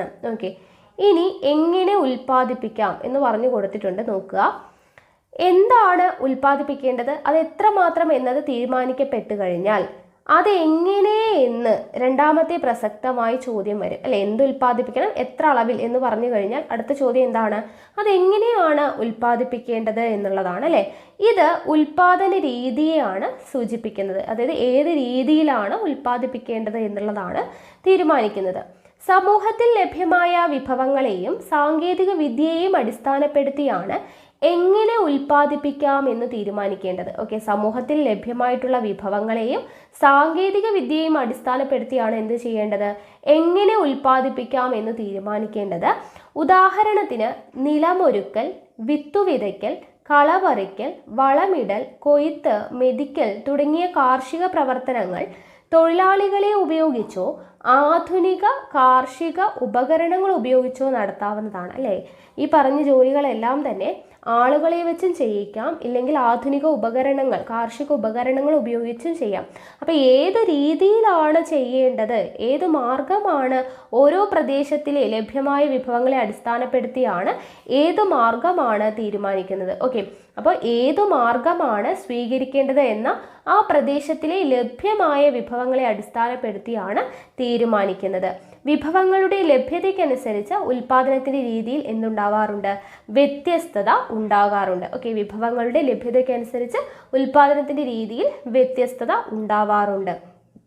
ഓക്കെ, ഇനി അടുത്തത് ആർക്കു വേണ്ടി ഉൽപ്പാദിപ്പിക്കാം. എന്താണ്, സമൂഹത്തിൻ്റെ ആവശ്യങ്ങൾ നിറവേറ്റുന്നതിന് വേണ്ടിയാകണം ഉൽപാദനം നടത്തേണ്ടത്. ആർക്കു വേണ്ടിയാണ്, സമൂഹത്തിൻ്റെ ആവശ്യങ്ങൾ നിറവേറ്റുന്നതിന് വേണ്ടിയാവണം ഉൽപാദനം നടത്തേണ്ടത്. മനുഷ്യൻ്റെ ആവശ്യങ്ങൾ പരിമിതമല്ല. ഓരോ ആവശ്യവും നിറവേറുമ്പോഴേക്കും പുതിയ ആവശ്യങ്ങൾ കടന്നു വരും. എന്നാൽ എല്ലാ ആവശ്യങ്ങളും പൂർത്തീകരിക്കാനുള്ള വിഭവങ്ങൾ എന്തുണ്ടാവില്ല, നമുക്ക് ഉണ്ടായിക്കൊള്ളണമെന്നില്ല. അതിനാൽ ഈ ആവശ്യങ്ങളുടെ മുൻഗണന നിശ്ചയിക്കേണ്ടത് അനിവാര്യമാണ്. സമൂഹത്തിൽ പരമാവധി പേർക്ക് ഗുണം ലഭിക്കുന്ന തരത്തിലാവണം ഉൽപാദന പ്രവർത്തനങ്ങൾ ആസൂത്രണം ചെയ്യേണ്ടത്. ഓക്കെ, ഉൽപാദന പ്രവർത്തനങ്ങൾ ആസൂത്രണം ചെയ്യേണ്ടത് എങ്ങനെയായിരിക്കണം, സമൂഹത്തിൽ പരമാവധി പേർക്ക് ഗുണം ലഭിക്കുന്ന തരത്തിലാവണം. ഉൽപാദനത്തിൽ നിന്നുള്ള വരുമാനം എങ്ങനെ വിതരണം ചെയ്യപ്പെടുന്നു എന്നതും പ്രധാനമാണ്. ഓക്കെ, ഉൽപാദനത്തിൽ നിന്നും വരുമാനം കിട്ടുമ്പോൾ അത് എങ്ങനെയാണ് വിതരണം ചെയ്യപ്പെടുന്നത് എന്നുള്ളതും പ്രധാനമാണ്. മുതൽ മുടക്കിൻ്റെ പലിശ, സംഘാടകന്റെ ലാഭം, തൊഴിലാളിയുടെ വേതനം, ഭൂമിയുടെ വാടക അല്ലെങ്കിൽ പാട്ടം എന്നിവയ്ക്കായി വരുമാനം വിതരണം ചെയ്യുന്നു. നമ്മൾ പഠിച്ചതാണ് അല്ലേ. എന്താണ് മുതൽ മുടക്കിൻ്റെ പലിശ, സംഘാടകന്റെ എന്താണ് പ്രതിഫലം, എന്താണ് ലാഭം, തൊഴിലാളികളുടെ പ്രതിഫലം വേതനം, ഭൂമിയുടെ പ്രതിഫലം പാട്ടം. ഇതിനെല്ലാം വേണ്ടിയിട്ട് വരുമാനം വിതരണം ചെയ്യേണ്ടതാണ്. അപ്പോൾ സാമ്പത്തിക ശാസ്ത്ര പഠനം കേവലം സമ്പത്തിനെ കുറിച്ചുള്ള പഠനം മാത്രമല്ല, മനുഷ്യനെക്കുറിച്ചും സമൂഹത്തെക്കുറിച്ചുമുള്ള പഠനം കൂടിയാണ്. വിവിധ കാലഘട്ടങ്ങളിൽ സാമ്പത്തിക ചിന്തകന്മാരുടെ സംഭാവനകൾ ഈ ശാസ്ത്രശാഖയുടെ വളർച്ചയ്ക്ക് സഹായകരമായിട്ടുണ്ട്. ആധുനിക സാമ്പത്തിക ശാസ്ത്രത്തിൻ്റെ പിതാവ് എന്നറിയപ്പെടുന്ന ആഡം സ്മിത്ത് വളരെയധികം ഇമ്പോർട്ടൻ്റ് ആണ്. ആധുനിക സാമ്പത്തിക ശാസ്ത്രത്തിൻ്റെ പിതാവ് ആരാണ്, ആഡം സ്മിത്ത് ആണ്. ഉൾപ്പെടെയുള്ള ഒട്ടേറെ പ്രമുഖ പാശ്ചാത്യ സാമ്പത്തിക ചിന്തകന്മാർ സാമ്പത്തിക ശാസ്ത്രത്തിന് വ്യത്യസ്ത ആശയങ്ങൾ സംഭാവന നൽകിയിട്ടുണ്ട്. അപ്പോൾ അതിൽ പ്രധാനപ്പെട്ട ചില ആശയങ്ങളാണ്, ചില പ്രമുഖരുടെ ആശയങ്ങളാണ് നമ്മൾ പറയുന്നത്. നോക്കുക, സാമ്പത്തിക ശാസ്ത്ര ചിന്തകൾ. സാമ്പത്തിക ശാസ്ത്രത്തിന് വ്യക്തമായ അടിത്തറ നൽകിയ സാമ്പത്തിക ശാസ്ത്രജ്ഞനാണ് Adam Smith. Nature and causes of the wealth of Nations എന്ന പ്രശസ്ത ഗ്രന്ഥത്തിലൂടെയാണ് അദ്ദേഹം തൻ്റെ സാമ്പത്തിക ആശയങ്ങൾ പങ്കുവച്ചത്. സ്ഥിരം ചോദിക്കുന്നതാണ്. Nature and causes of the wealth of Nations ആരുടെ ഗ്രന്ഥമാണ്, ആഡം സ്മിത്തിൻ്റെ ഗ്രന്ഥമാണ് എന്നുള്ളത് ഓർത്തിരിക്കുക. സമ്പത്തിനെ കുറിച്ചുള്ള പഠനമാണ് സാമ്പത്തിക ശാസ്ത്രം എന്ന് അദ്ദേഹം പറഞ്ഞു. അപ്പോൾ അദ്ദേഹം സാമ്പത്തിക ശാസ്ത്രത്തെ എങ്ങനെയാണ് നിർവചിച്ചത്, ആഡം സ്മിത്ത് സമ്പത്തിനെ കുറിച്ചുള്ള പഠനമാണ് സാമ്പത്തിക ശാസ്ത്രം എന്നാണ് അദ്ദേഹം പറഞ്ഞത്. സാമ്പത്തിക പ്രവർത്തനങ്ങളിൽ ഗവൺമെന്റിന്റെ ഇടപെടൽ പരിമിതപ്പെടുത്തണമെന്നും വ്യക്തി സ്വാതന്ത്ര്യത്തിന് കൂടുതൽ പ്രാധാന്യം നൽകണമെന്നുള്ള ആശയമാണ് ആഡം സ്മിത്ത് മുന്നോട്ട് വെച്ചത്. ഓക്കെ, സാമ്പത്തിക പ്രവർത്തനങ്ങളിൽ ഗവൺമെന്റിന്റെ ഇടപെടലുകൾ പരിമിതപ്പെടുത്തണമെന്നും വ്യക്തി സ്വാതന്ത്ര്യത്തിന് കൂടുതൽ പ്രാധാന്യം നൽകണമെന്നുള്ള ആശയം ആഡം സ്മിത്ത് മുന്നോട്ട് വെച്ചു. ഇതാണ് ലെസഫെയർ സിദ്ധാന്തം എന്നറിയപ്പെടുന്നത്. അപ്പം ലെസഫെയർ സിദ്ധാന്തം ആരുടേതാണ്, ആഡം സ്മിത്തിൻ്റെതാണ്. എന്താണ് ലെസഫെയർ സിദ്ധാന്തം? സാമ്പത്തിക പ്രവർത്തനങ്ങളിൽ ഗവൺമെന്റിന്റെ ഇടപെടൽ പരിമിതപ്പെടുത്തണമെന്നും വ്യക്തി സ്വാതന്ത്ര്യത്തിന് കൂടുതൽ പ്രാധാന്യം നൽകണമെന്നുള്ള ആശയം. ഇതാണ് ലെസഫെയർ സിദ്ധാന്തം. ലെസഫെയർ സിദ്ധാന്തം ആരുടേതാണ്? ആഡം സ്മിത്തിൻ്റെതാണ്. അതുപോലെ nature and causes of the wealth of Nations എന്ന് പറയുന്ന ഗ്രന്ഥവും ആരുടേതാണ്? ആഡം സ്മിത്തിൻ്റെതാണ്. ഓക്കെ, വളരെയധികം ഇമ്പോർട്ടൻ്റ് ആണ്. ആഡം സ്മിത്ത് പഠിച്ചു വയ്ക്കുക. വ്യവസായ വിപ്ലവത്തിന്റെ ഫലമായി പുതിയ വ്യവസായശാലകളും തൊഴിലാളികളുടെ കൂട്ടായ്മകളും ഉണ്ടായി. വ്യവസായ വിപ്ലവത്തിന്റെ ഫലമായിട്ട് പുതിയ വ്യവസായശാലകളും തൊഴിലാളികളുടെ കൂട്ടായ്മകളും ഉണ്ടായി. സാങ്കേതിക വിദ്യയിലും ഉൽപാദന പ്രക്രിയയിലും മാറ്റങ്ങൾ ഉണ്ടായി. ഇതാണ് കാൾ മാർക്സ് എന്ന സാമ്പത്തിക ശാസ്ത്രജ്ഞന്റെ ആശയങ്ങൾ രൂപപ്പെടുവാനുണ്ടായ സാഹചര്യം. ഓക്കെ, സാങ്കേതിക വിദ്യയിലും ഉൽപാദന പ്രക്രിയയിലും മാറ്റങ്ങൾ ഉണ്ടായതാണ് കാൾ മാർക്സ് എന്ന സാമ്പത്തിക ശാസ്ത്രജ്ഞന്റെ ആശയങ്ങൾ രൂപപ്പെടുവാനുണ്ടായ സാഹചര്യം. ഉൽപാദന പ്രക്രിയയിൽ തൊഴിലാളികളുടെ പങ്കാളിത്തത്തിനാണ് മാർക്സ് പ്രാധാന്യം നൽകിയത്. കാൾ മാർക്സ് പ്രാധാന്യം നൽകിയത് എന്താണ്? ഉൽപാദന പ്രക്രിയയിൽ തൊഴിലാളികളുടെ പങ്കാളിത്തത്തിനാണ് മാർക്സ് പ്രാധാന്യം നൽകിയത്. ഉൽപാദനത്തിന്റെ അടിസ്ഥാനം തൊഴിലാളികളുടെ അധ്വാനമാണ്, അല്ലെ? ഉൽപാദനത്തിന്റെ അടിസ്ഥാനം എന്താണ്? തൊഴിലാളികളുടെ അധ്വാനമാണ്. തൊഴിലാളികളുടെ അധ്വാനത്തിന്റെ പ്രതിഫലമാണ് ഉൽപ്പന്നത്തിന്റെ വില. തൊഴിലാളികളുടെ അധ്വാനത്തിന്റെ പ്രതിഫലമാണ് ഉൽപ്പന്നത്തിന്റെ വില. എന്നാൽ ഇതിന്റെ ഒരു ഭാഗം മാത്രം തൊഴിലാളിക്ക് പ്രതിഫലമായി നൽകുകയും ബാക്കി സിംഹഭാഗവും മുതലാളി ലാഭമാക്കി മാറ്റുകയും ചെയ്യുന്നു. ഇതിനെയാണ് മിച്ചമൂല്യം എന്ന് കാൾ മാർക്സ് വിശേഷിപ്പിച്ചത്. അപ്പം എന്താണ് മിച്ചമൂല്യം എന്ന് പറയുന്നത്? അതായത് തൊഴിലാളികളാണ്, അല്ലെ? തൊഴിലാളികളാണ് പ്രധാനം എന്ന് പറഞ്ഞു. ഉൽപാദനത്തിന്റെ അടിസ്ഥാനം എന്ന് പറയുന്നത് തൊഴിലാളികളുടെ അധ്വാനമാണ്. തൊഴിലാളികളുടെ അധ്വാനത്തിന്റെ പ്രതിഫലമാണ് എന്താ? ഉൽപ്പന്നത്തിന്റെ വില. എന്നാൽ ഇതിന്റെ ഭൂരിഭാഗവും ആർക്കാണ്? ഒരു ഭാഗം മാത്രം തൊഴിലാളിക്ക് ലഭിക്കുകയും കൂടുതൽ അതിന്റെ സിംഹഭാഗവും ആരുടെ കയ്യിലാണ്? മുതലാളി ലാഭമാക്കി മാറ്റുകയും ചെയ്യുന്നു. ഇതിനെയാണ് മിച്ചമൂല്യം എന്ന് കാൾ മാർക്സ് വിശേഷിപ്പിച്ചത്, സർപ്ലസ് വാല്യൂ എന്ന് വിശേഷിപ്പിച്ചത്. ഉള്ളവനും ഇല്ലാത്തവനും തമ്മിലുള്ള വ്യത്യാസങ്ങളില്ലാത്ത സമൂഹമായിരുന്നു അദ്ദേഹത്തിന്റെ സ്വപ്നം. ഓക്കെ, ഉള്ളവനും ഇല്ലാത്തവനും തമ്മിലുള്ള വ്യത്യാസങ്ങളില്ലാത്ത സമൂഹമായിരുന്നു മാർക്സിന്റെ ലക്ഷ്യം അല്ലെങ്കിൽ അദ്ദേഹത്തിന്റെ സ്വപ്നം. മൂലധനം എന്ന കൃതിയിലൂടെയാണ് മാർക്സ് തന്റെ ആശയങ്ങൾ പ്രചരിപ്പിച്ചത്. അപ്പോൾ മൂലധനം എന്ന് പറയുന്ന കൃതി ആരുടേതാണ്? കാൾ മാർക്സിൻ്റെതാണ്. കാൾ മാർക്സിനെ തുടർന്ന് സാമ്പത്തിക ശാസ്ത്ര മേഖലയിൽ നൂതനമായ നിരവധി സിദ്ധാന്തങ്ങൾ ആൽഫ്രഡ് മാർഷൽ അവതരിപ്പിച്ചു. ആരാണ്? Alfred marshal. കാൾ മാർക്സിനെ തുടർന്ന് സാമ്പത്തിക ശാസ്ത്ര മേഖലയിൽ നൂതനമായ നിരവധി സിദ്ധാന്തങ്ങൾ ആൽഫ്രഡ് മാർഷൽ അവതരിപ്പിച്ചു. സമ്പത്ത് ആധ്യാത്മികമായി മനുഷ്യന്റെ ക്ഷേമത്തിന് വേണ്ടി ആയിരിക്കണമെന്നും സാമ്പത്തിക പ്രവർത്തനങ്ങളെല്ലാം മനുഷ്യക്ഷേമത്തിന് പ്രാധാന്യം നൽകിയിരിക്കണമെന്നും അദ്ദേഹത്തിന്റെ സാമ്പത്തിക ശാസ്ത്ര തത്വങ്ങൾ എന്ന പുസ്തകത്തിലൂടെ അവതരിപ്പിച്ചു. അപ്പോൾ ആൽഫ്രഡ് മാർഷലിന്റെ പുസ്തകം ഏതാണ്? സാമ്പത്തിക ശാസ്ത്ര തത്വങ്ങൾ. ഓക്കെ, ആൽഫ്രഡ് മാർഷലിന്റെ പുസ്തകമാണ് സാമ്പത്തിക ശാസ്ത്ര തത്വങ്ങൾ. അതിലെന്താണ് പറയുന്നത്? സമ്പത്ത് ആത്യന്തികമായി മനുഷ്യന്റെ ക്ഷേമത്തിന് വേണ്ടി ആയിരിക്കണമെന്നും സാമ്പത്തിക പ്രവർത്തനങ്ങളെല്ലാം മനുഷ്യക്ഷേമത്തിന് പ്രാധാന്യം നൽകിയിരിക്കണമെന്നുമാണ് അദ്ദേഹത്തിന്റെ പുസ്തകമായിട്ടുള്ള സാമ്പത്തിക ശാസ്ത്ര തത്വങ്ങളിലൂടെ പറയുന്നത്. ഇനി 20-ാം നൂറ്റാണ്ടിന്റെ തുടക്കത്തിൽ ലോക ജനസംഖ്യ 160 കോടി ആയിരുന്നു. ജനസംഖ്യ അനുദിനം വർദ്ധിച്ചു വന്നു. ഇത്രയും ജനങ്ങൾക്ക് ആവശ്യമായ വിഭവങ്ങൾ ഉൽപ്പാദിപ്പിക്കുവാൻ നമുക്ക് കഴിയുന്നുണ്ടോ? പരിമിതമായ വിഭവങ്ങൾ എങ്ങനെയാണ് ഫലപ്രദമായി ഉപയോഗിക്കുന്നത്? ഇത്തരം ചോദ്യങ്ങളാണ് ലയണൽ റോബിൻസ് എന്ന ബ്രിട്ടീഷ് സാമ്പത്തിക ശാസ്ത്രജ്ഞനെ വർദ്ധിച്ച ആവശ്യങ്ങളും പരിമിതമായ വിഭവങ്ങളും തമ്മിലുള്ള ബന്ധം എന്ന വിഷയത്തിലേക്ക് നയിച്ചത്. അപ്പോൾ ലയണൽ റോബിൻസ് എന്ന് പറയുന്ന പേര് ഇമ്പോർട്ടൻ്റ് ആണ്. പരിമിതമായ വിഭവങ്ങൾ ഫലപ്രദമായി ഉപയോഗിക്കാൻ നമ്മുടെ ആവശ്യങ്ങൾക്ക് മുൻഗണന നിശ്ചയിക്കേണ്ടതാണ് എന്നാണ് ലയണൽ റോബിൻസ് വ്യക്തമാക്കിയത്. ഓക്കെ, പരിമിതമായ വിഭവങ്ങൾ ഫലപ്രദമായി ഉപയോഗിക്കാൻ നമ്മുടെ ആവശ്യങ്ങൾക്ക് മുൻഗണന നിശ്ചയിക്കേണ്ടതാണ് എന്ന് ലയണൽ റോബിൻസ് വ്യക്തമാക്കി. 20-ാം നൂറ്റാണ്ടിന്റെ ആരംഭത്തിലാണ് അമേരിക്കൻ സാമ്പത്തിക ശാസ്ത്രജ്ഞനായിട്ടുള്ള പോൾ എ സാമുവൽസൺ സാമ്പത്തിക ശാസ്ത്ര മേഖലയിൽ പുതിയ ആശയങ്ങൾ അവതരിപ്പിച്ചത്. ഒരു രാജ്യത്തിന്റെ സാമ്പത്തിക ഭദ്രത മികച്ച സാമ്പത്തിക ആസൂത്രണത്തിന് ശരിയായ വിഭവ വിനിയോഗത്തിന്റെയും ഫലമാണെന്ന് സാമുവൽസൺ പറഞ്ഞു. എന്താണ് അദ്ദേഹം പറഞ്ഞത്? ഒരു രാജ്യത്തിന്റെ സാമ്പത്തിക ഭദ്രത മികച്ച സാമ്പത്തിക ആസൂത്രണത്തിന്റെയും ശരിയായ വിഭവ വിനിയോഗത്തിന്റെയും ഫലമാണ് എന്നാണ് സാമുവൽസൺ പറഞ്ഞത്. ഓക്കെ, അപ്പോൾ ഇവിടെ ചിന്തകന്മാർ അടിസ്ഥാന ആശയം എന്ന് പറഞ്ഞൊരു കോളമാക്കി കൊടുത്തിട്ടുണ്ട്. വളരെയധികം ഇമ്പോർട്ടൻ്റ് ആണ്. ആഡം സ്മിത്തിൻ്റെ അടിസ്ഥാന ആശയം എന്തായിരുന്നു? സമ്പത്തിനെ കുറിച്ചുള്ള പഠനം, അതാണ് സാമ്പത്തിക ശാസ്ത്രം എന്നുള്ളതായിരുന്നു. ഇനി ആൽഫ്രഡ് മാർഷൽ എന്താണ് പറയുന്നത്? നമ്മളിപ്പോൾ പഠിച്ചതേ ഉള്ളൂ അല്ലേ. അതുപോലെ തന്നെ പോൾ എ സാമുവൽസൺ. ഓക്കെ, അപ്പോൾ നമ്മളിപ്പോൾ പഠിച്ചതാണ്. ആ കാര്യങ്ങൾ വെച്ചിട്ട് ബാക്കിയുള്ള കാര്യങ്ങൾ നിങ്ങളൊന്ന് ജസ്റ്റ് അതൊന്ന് കംപ്ലീറ്റ് ചെയ്യുക കേട്ടോ. ആ ഒരു കോളം കംപ്ലീറ്റ് ചെയ്തിട്ട് പഠിക്കുക. ഇനി സാമ്പത്തിക ശാസ്ത്ര രംഗത്ത് ഇന്ത്യ ഒട്ടേറെ സംഭാവനകൾ നൽകുകയുണ്ടായി. ഇന്ത്യയുടെ സാമ്പത്തിക ശാസ്ത്ര ആശയങ്ങൾക്ക് മൗര്യ സാമ്രാജ്യത്തോളം പഴക്കമുണ്ട്.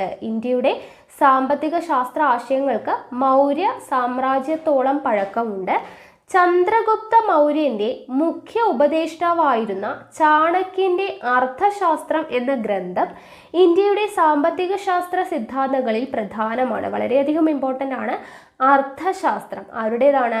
ചാണക്യൻ്റെതാണ്. ചന്ദ്രഗുപ്ത മൗര്യന്റെ മുഖ്യ ഉപദേഷ്ടാവായിരുന്ന ചാണക്യന്റെ അർത്ഥശാസ്ത്രം എന്ന് പറയുന്ന ഗ്രന്ഥം ഇന്ത്യയുടെ സാമ്പത്തിക ശാസ്ത്ര സിദ്ധാന്തങ്ങളിൽ പ്രധാനമാണ്. ഫലപ്രദമായ സാമ്പത്തിക പ്രവർത്തനങ്ങളുടെ അഭാവം ഒരു രാജ്യത്തെ നാശത്തിലേക്ക് നയിക്കുന്നു. രാജ്യത്തിന്റെ സാമ്പത്തിക പുരോഗതിക്ക് ശരിയായ നയങ്ങളുടെ പ്രാധാന്യം ചാണക്യൻ ഏറ്റെടുത്തു പറഞ്ഞു. ഇത്തരം നയങ്ങളിലൂടെ സർക്കാരിന് വരുമാന നഷ്ടം തടയാൻ കഴിയുന്നതാണ്.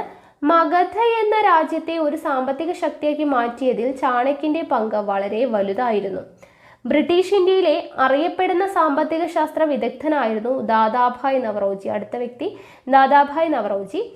ഇന്ത്യയുടെ സമ്പത്ത് ചോർത്തിയെടുക്കുന്നതാണ് ബ്രിട്ടീഷ് ഭരണമെന്നും ഇത് ഇന്ത്യയെ ദാരിദ്ര്യത്തിലേക്കും സാമ്പത്തിക തകർച്ചയിലേക്കും നയിച്ചുവെന്നും അദ്ദേഹം ചൂണ്ടിക്കാട്ടി.